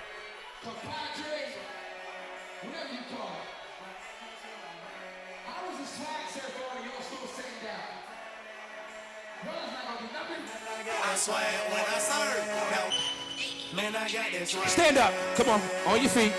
Come here. Come on. No, look, I ain't want you looking cute. Stand up. Stand up. You too. Don't turn away. Get the cameras over here. Where's the camera? I will embarrass everybody in here. Who you texting? Your screen is cracked. Stand up. If y'all, I'm gonna embarrass everybody. Well, the cap is gonna swag, sir. Okay, I got somebody. I'm with y'all. Who's swagging? Hold up, hold it. Oh my gosh. I'm over here with the old heads. Don't sit down now. Brothers, y'all sit down. Brothers, y'all sit down.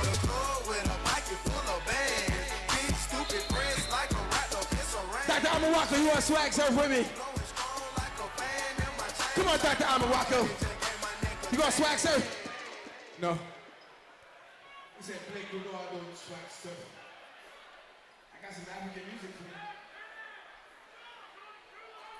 We're back here. Hornets lead 58-50, 6:44 remaining second half. Hornets looking to break away and get a win here in front of this packed house at Memorial Hall Gymnasium alongside Chris Moore.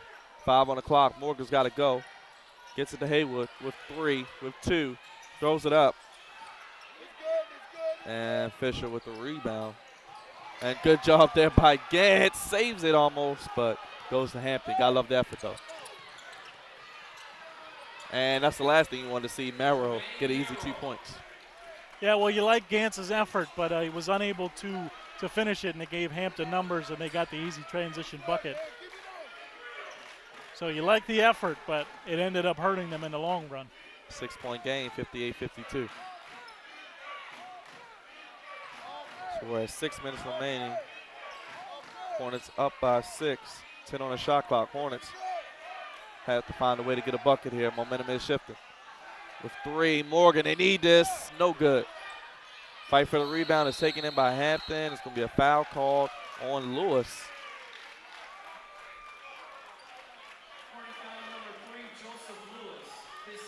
Second foul on Lewis. Now the question is, how long does Waller, how much longer does he stay on the bench? Not much. Maybe they're listening to us over there, but I'm wondering. Good call on your part, Byron. But you can see the difference he makes. When he's out there, he can stretch the floor, and if you don't have a set of eyes on him, he can kill you from the outside. He's going to stretch the floor for this Hornet team and open it up down low for him. So Waller checks back in as I predicted, and let's see what happens. Merrill wants to get something going. There ain't much going on down low. Let's see what they call here. Do they call a foul? Looks like Lewis, second foul in under a minute. And the Boo Birds are coming up. Yeah, that was not a good call. Lewis was behind, and I couldn't fully see it. It looked like it might have been a clean block, but didn't see the foul call there. But you said it, the Hornets really need to settle in right now. Hampton has all of a sudden looked like the poised team, composed, making a little bit of a mini run back into this game. We knew, though, back-to-back conference champions, they weren't going to go away without a fight. They've seen this movie too many times before and haven't gotten rattled. Give credit to Coach Joyner for keeping the composure. And they make their free throws, which helps as well. Up by 4, 58-54 as we approach 5 minutes remaining. Yeah, you've seen a couple of freshmen today, very composed between Gantz and Merrill. Both of them been very, very solid for their teams here in this hotly contested game. Haywood had open 3, didn't take it. So with 9 on the shot clock, Hornets again will have to find a way to get a ball inside. They go to Lewis. He's been hot, but it's knocked away and blocked by Barnes. I like Waller's effort trying to go inside, but would have liked to seen him pull up with that shot. And Merrill back the other way, 5 seconds or less. He's quick as a hiccup. And now Hampton comes out with the press. Down by 2, and intensity of this game as the Hampton sideline comes alive. Yeah, momentum really turning Hampton's way. Coach Walker looks content right now to try and dwindle it down to that final media timeout, but things really starting to swing Hampton's way. Delaware State on offense getting stagnant. Hornets still with 2 timeouts. Gantz from downtown, no good. Ball's going to stay with the Hornets. Fresh 30 on the shot clock. What do Hornets need to do here? It seems like every possession of past time, it's been down to 5 seconds or less, they've taken a shot. Yeah, well, they've done that a lot of the game, but it's really just they've become more timid all of a sudden. I mean, Joe Lewis had the ball right at the free throw line with nobody around him and passed it out to Kobe Gantz. You know, Kevon Waller had an open 3, which is his shot. He didn't take it. You know, these guys got to get back to what they were doing. Get your look, take it. You know, don't be afraid. Don't shy away just because time's dwindling down in the game. Continue to do what you've done and has gotten you to this point. 4 minutes. Morgan slices, dices, finds his way in. Lewis with the rebound, throws it up, no good. And Hampton with a chance to tie or take the lead as we're at 3:50 remaining in regulation. Trailing by 2. I'm okay with that shot from Devin Morgan, but I would have liked to have seen Joe Lewis get it out and set up again. And just like that, Hampton takes the lead. Bracy with the triple, and that bench is alive and well. And Coach Walker, I can't. There's the timeout. I don't like him waiting till the lead goes away to call a timeout. It's an 11-0 run from Hampton. You got to call a timeout, get these guys calmed down before then. They've lost that look, that poised, calm look that they had that got them out in front. They lost it, and Hampton's the team with it now. Well, now the momentum has shifted back to Hampton's way, and talk about a game of runs. It's been the title of this game. Yeah, and Hampton's gotten inside more because Demo Onafade's not on the floor. They've really made this comeback when Onafade was on the floor. I think, to me, I would go back to him, but it doesn't look like Coach Walker's going to go with that.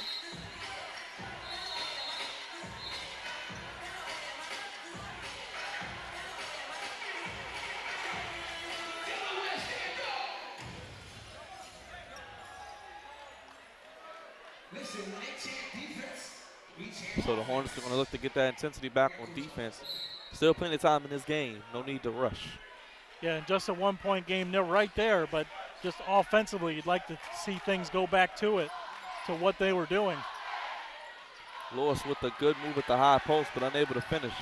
And that's just not a good possession. Joe Lewis a little out of control, spin move, just nothing there for him. DeAndre Haywood's got to touch the ball in every possession to me the rest of this game. He's got to be the guy.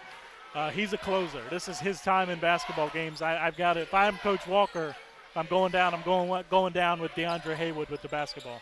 Bracy again. He's feeling it. Brace yourself because Bracy is on fire. Another triple. That's 2 in the last minute. Hampton extends their lead 62-58. Yeah, that's a big shot. And there he is, Haywood into Lewis. Morgan, they need this. No good. A little bit of a rush shot there maybe. Just poor shot selection. All of a sudden, they don't look as calm and collected. They don't look poised on the offensive end. They look panicked on the offensive end, and it's really showing. Bracy, the man with the hot hand, has the ball. Let's see if they get it to Merrill's hands. They're going to double him. Cook in the corner draws the foul, and Lewis, 3 fouls. Jermaine Merrill's the man that kept him around in this game, and now Bracy's the one pushing him over the hump. And you see Merrill there gathering his team at the free throw line, being a leader as a freshman, calming him down. Well, I think everybody knows who the best player is on that Hampton team, and Jermaine Merrill's, like I said, he's the reason that this is still a game. He played great in that first half. He's the reason they led it at halftime, and he's been quieter here in this second half. But this Hampton team, they came out at the start of the second half, got a run, and it's really Jermaine Merrill's first half and that run to start the second half has really been what's kept Hampton in this game. And now Bracy, you said it, knocking down these back-to-back threes, and Hampton's got the momentum, and Delaware State just does not look, they don't look like themselves all of a sudden. They look panicked, they look rushed.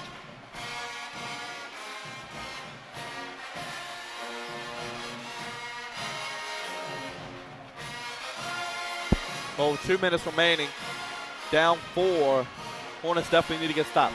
Yeah, well, continue to do what you're doing in the half court on defense. It's been working for much of this second half. That really isn't the problem for them.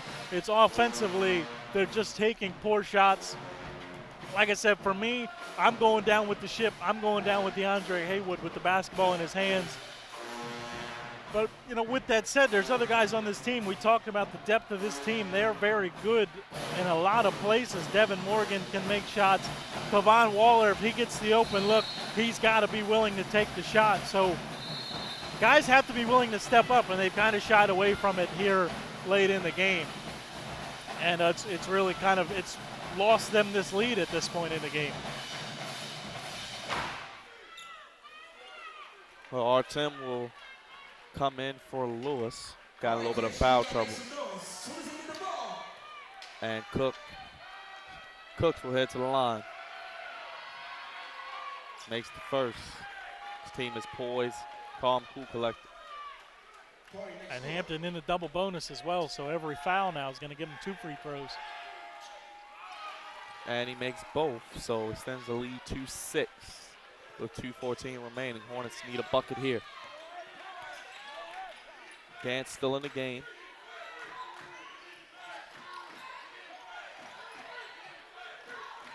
Still time here for the Hornets. You don't have to settle for 3. Attack the basket. Go get an easy lay-in. Haywood will try to do so. And it's going to be a charge called on Haywood. Not the best of times for that. They're just standing around on offense. Nobody's making any movement. Nobody looks like they want the game. They're letting the game come into them. They're not going to get it. And they, you know, for as much as we've talked about how poised they've been throughout this game, they've really lost it. They don't look like the same team at all here in the last 4 minutes or so.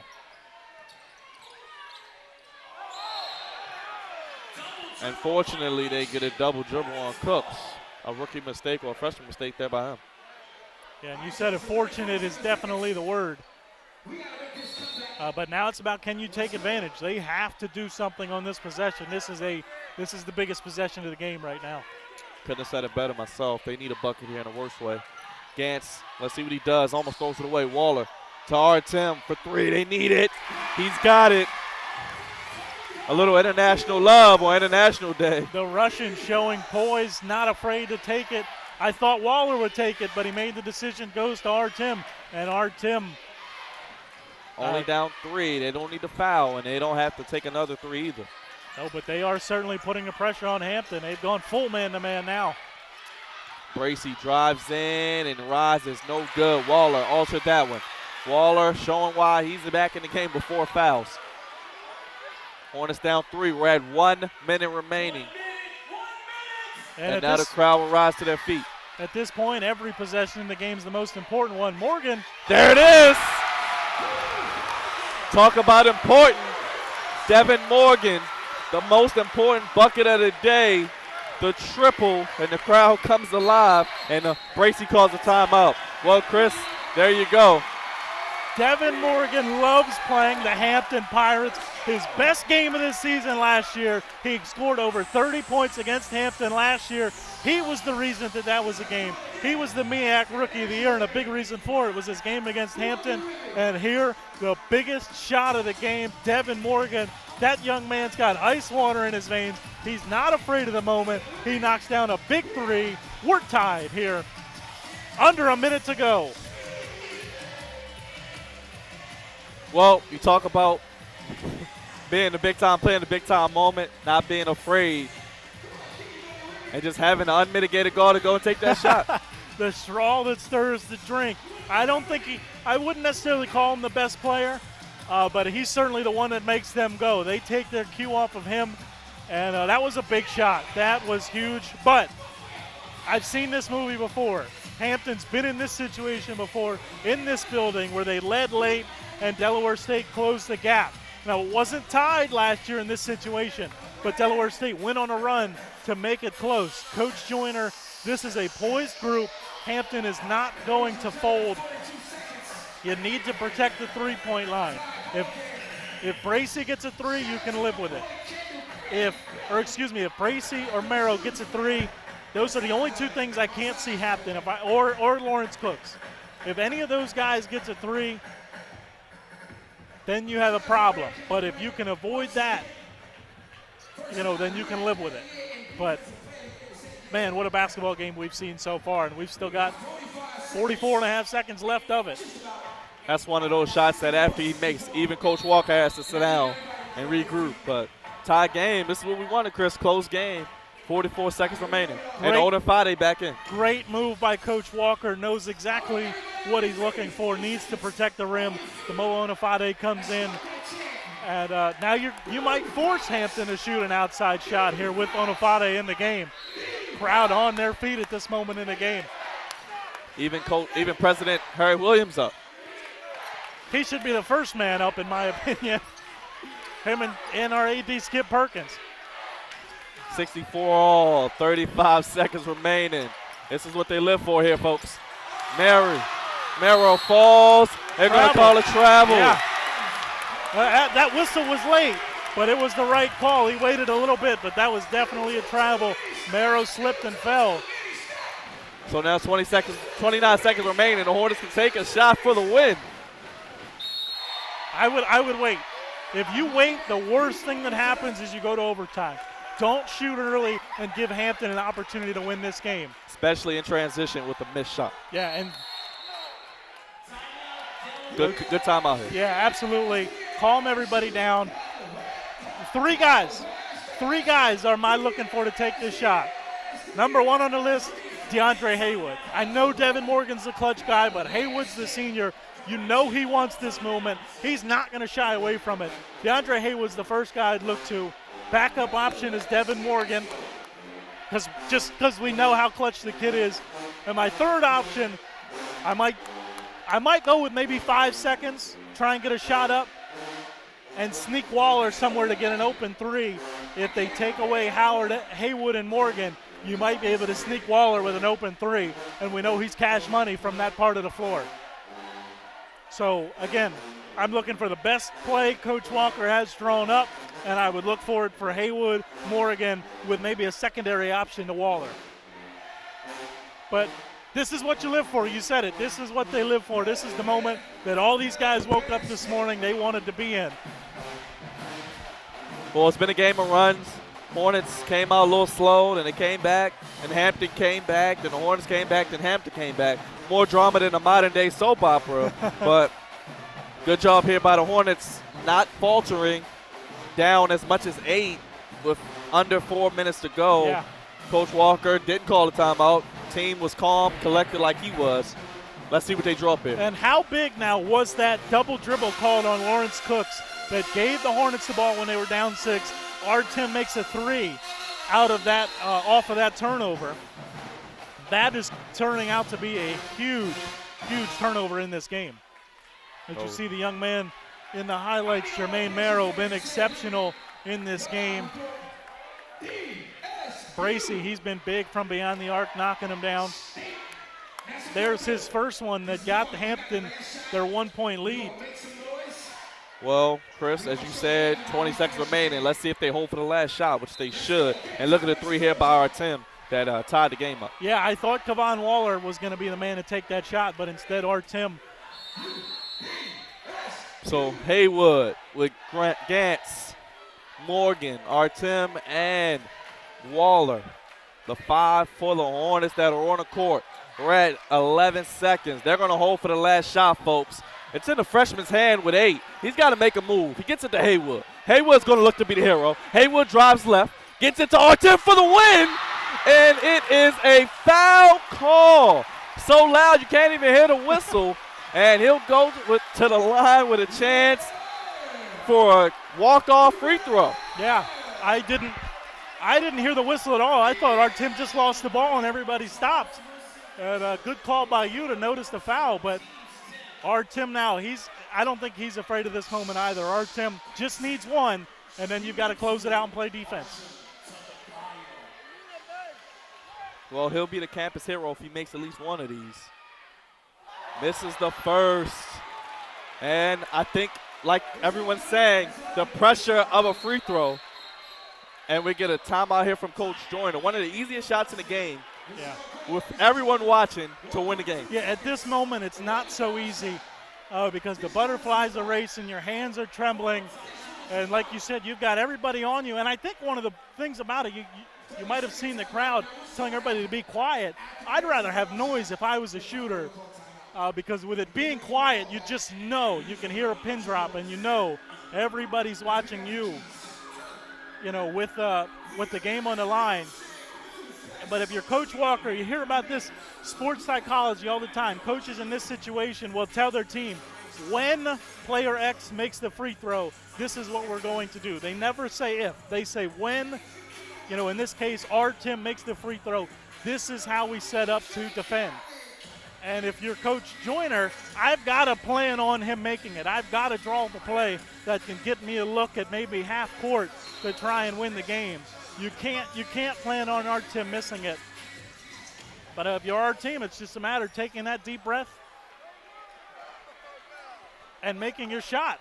Well, this is what they play for. This is what they practice for. All those late nights, early mornings in the gym. Let's see if they can make a free throw. They're called free for a reason. He misses both.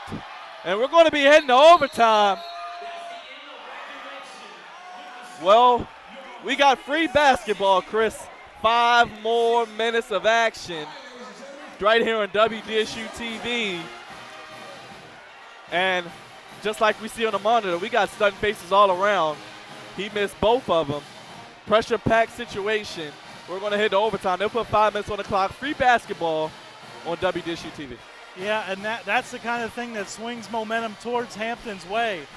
Our Tim, he's a clutch guy. I don't think he was afraid of that moment, but I think when you miss that first free throw, it really gets to you because you just know now everything's on that second one. That first free throw was big for our Tim, and unfortunately couldn't come away with it. But if you're the Hornets, if I'm Coach Walker now, guys, we're the better team. We've outplayed this team for much of the game. They had Jermaine Merrill take over the game in the first half, and they had to run to open up the second half. We're the better team. I think if you'd have told Coach Walker, you're going to go to overtime, he'd say we're going to win the game. Now the guys got to execute down the stretch.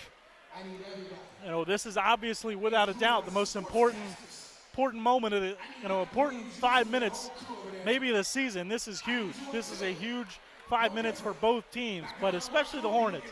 Hampton's got the pedigree. They've won 2 conference championships. This game isn't going to make or break their season by any means. But for Delaware State, it's huge because, like we talked about earlier, this is the one that can send the message to the rest of the conference that, hey, we're here and we're a contender. Well, this has been a seesaw battle all day.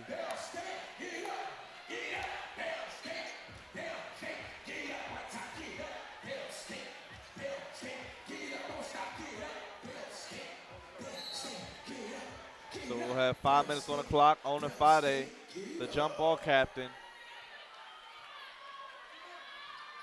And it'll go to Cooks. And Hampton will have the first possession of overtime with Chris Moore and Byron Dixon. We got free basketball, folks. What better way to spend your Saturday evening? And I like having Demolo Onafade on the floor for his defense. Gracie looking for something. What a pass inside. Wow. Yeah. Fisher able to get the 2 points in, using every second there at the shot clock. Yeah, they trapped Cooks over here. Cooks got it to Bracy. Onafade had to come out, and that left down low wide open. So on their first possession, Hampton with the 2 points, 66-64.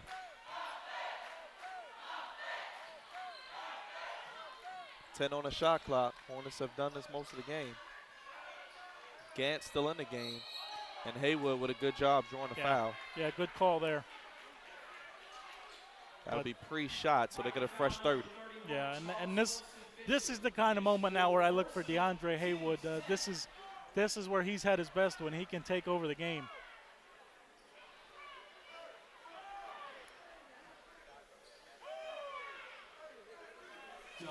And that was the 9th foul, so it's going to be a 1-and-1. So Haywood makes the first, cuts the lead to 1.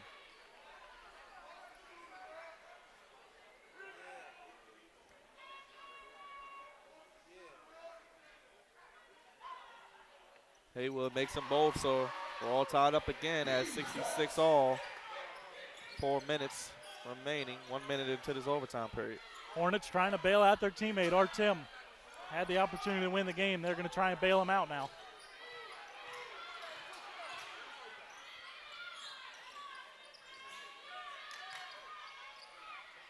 Merrill has been kind of quiet the past few minutes. With 8 on the clock, let's see who they go to here. Bracy's made one from that spot before. And just like deja vu, Bracy, brace yourself. He's seeing triple. Yeah, Jermaine Merrill took over this game early on, and Bracy's really picking up the slack now. He's been excellent, especially from outside the arc. A triple for Bracy, 69-66. Morgan, he wants it back. He gets it back. Triple, Devin Morgan. What can we say about Devin Morgan? He's answered back each time. He answers the bell every single time. You call him the action, and he will answer. That young man, that is him and DeAndre Haywood, the two of them, just not afraid of this moment whatsoever. You love watching them play in this kind of game. Kobe Gant still in the game, playing well on both ends. Yeah, he's been exceptional. He's been quite the find for the Hornets in this game. So there's going to be a foul call. It'll stay with Hampton. Onifade, the culprit. No way. No, that one's going against our Tim. Wow. That's the wrong call. That's flat out, that's the wrong call. Trayvon Barnes was just pulling down on our Tim's left arm. I don't know what the referee saw to make that call. Barnes to the line makes the first one. I really don't. That one, the refs have been pretty good in this game, but that one, that's a bad call. Barnes makes them both calm and cool. Gives Hampton 2-point lead. Yeah. With 2:55 remaining. Yeah, we got to give Hampton credit. They've been just as poised, just as composed as this Hornets team. They've been very good. That pedigree you talked about, back-to-back conference champs, Coach Joyner. Leading his troops into a hostile environment, and they've held their own, kept their poise. Morgan shaking and baking, drives left hand. No good, but a foul called. And that may be payback from the last one. Yeah, and there they go. Just, again, Devin Morgan this time, answering the bell, getting inside, and drawing the foul. He's going to go to the line. But that's, you continue to admire what Devin Morgan and DeAndre Haywood are doing here late in the second half and now in overtime.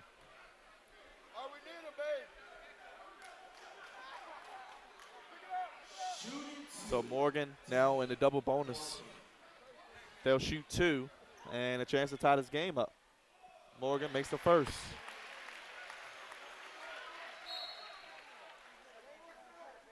And we'll get Waller in for Onifade.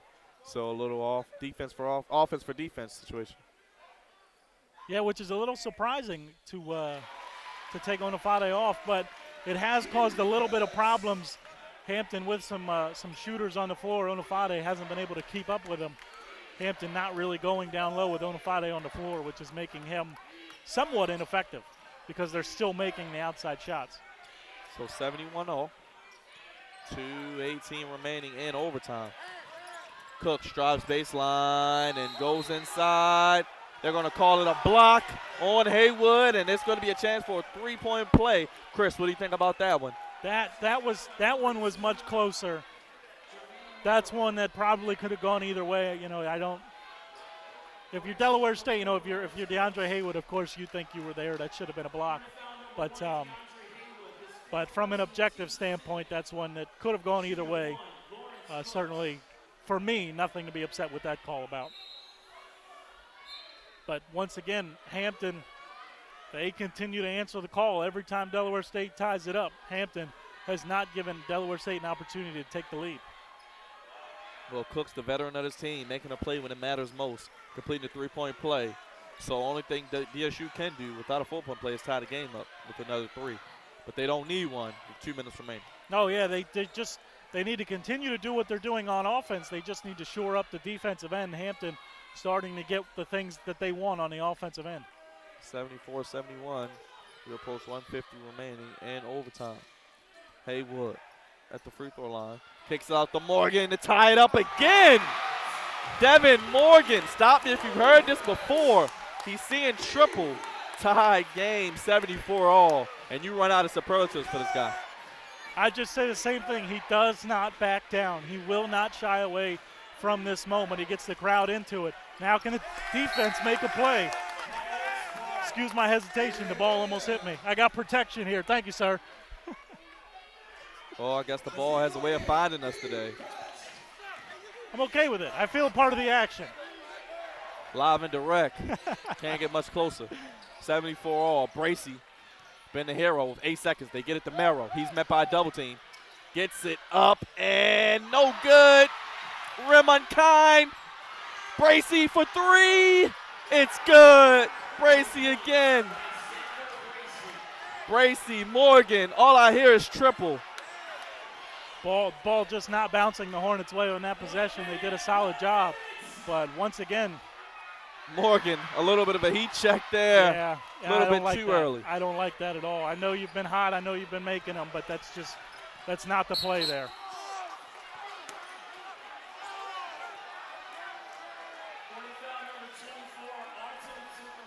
That's just not the play there. If you're Devin Morgan, he's been exceptional in this game, but it's been better when they've worked the ball inside out, getting him open, and then he's been able to make them. But that was not the right play to make. You didn't need it.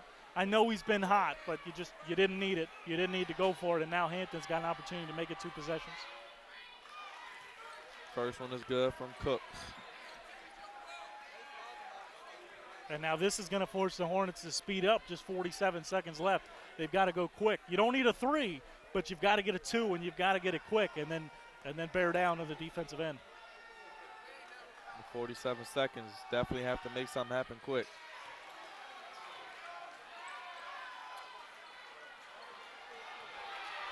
Gans still in the game. They needed to make a move quick here.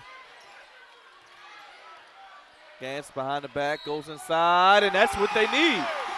A 3-point opportunity. Gans, opportunity with the 3-point shot here. Somebody's lying to us. There's no way that guy's a freshman. With the way he's played, there's no way that he's a freshman. Chance to cut the lead to 2 with 30 seconds, so they won't even have to foul. Nope, and you needed to go quick, and Gantz sensed the urgency, went after it, and that young man's been exceptional. He's been absolutely exceptional for the Hornets. Almost a steal, and they're going to call a foul. And he'll hit to the line.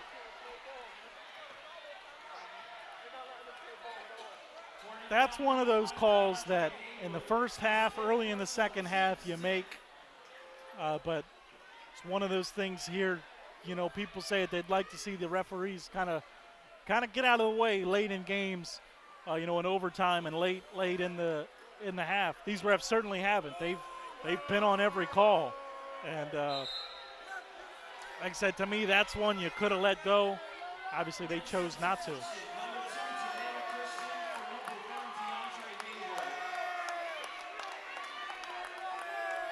They take Haywood's out for the game.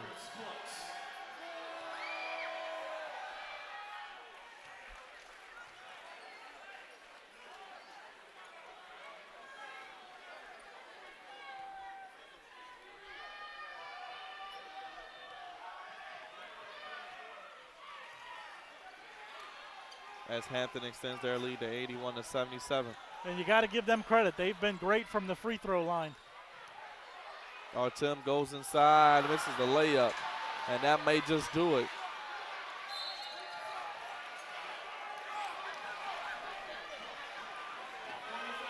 And our Tim, he had the chance to win this game, and he's certainly going to be the scapegoat, to say the least. Yeah. Which might be a little unfair. Yeah. And now fans begin to file out of Memorial Hall Gym with 24 seconds remaining. That's unfortunate. It really is, because our Tim, he's a good player. He plays hard, and just unable to come through for the Hornets.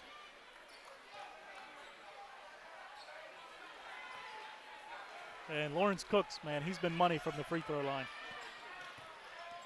With 20 seconds remaining, Morgan will try to make another 3. No good, knocked away, and there's going to be a foul called. Yep. And that'll pretty much do it, Chris.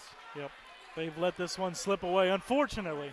But as much as they've let it slip away, you have to give the Hampton Pirates credit. They never once folded, never once, we're gonna let this game get away. Even when they were down 10, even when they'd let their 9-point lead early in the second half slip away, they continued to go at it, continue to play hard, and they've executed exceptionally here in overtime. And as much as the Hornets are going to say, if our Tim makes one of those free throws, we win this game, Hampton won this game in overtime. There's no doubt about it.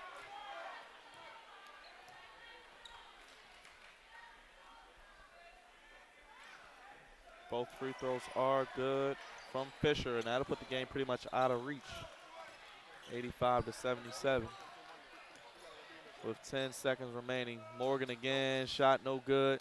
And Hampton will be able to hold for the victory and a tough loss for this Hornet basketball team, Chris. Yeah, and not certainly one that they're not going to feel like they deserve. They played an excellent game. They thought they could have won this one, and they certainly could have. I think if you're Coach Walker, there's a lot of positives to take away from this one, but they're certainly going to be disappointed, not only that they lost this one, but that they're not going to get a second opportunity at this team unless they see them in the conference tournament. Again, all hats off, all credit to the Hampton Pirates for the way they performed and executed in overtime. It was phenomenal, but, again, the Hornets certainly won that they feel like they had a chance to win. Definitely had a chance to win, some missed opportunities. We're going to look at some of the plays of this game. Overtime, tough loss, but definitely back and forth. Yeah, and I really don't know who you would give the player of the game to. Merrill was excellent in the first half, was the only reason that this was a game at halftime.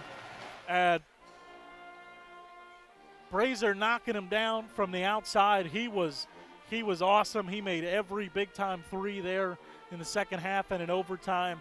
And then Lawrence Cooks was great at the free throw line. The senior did not back down from any moment. Every time the Hornets put him at the line, he was able to knock it. There you see Bracy, just every look he had, he was able to make it.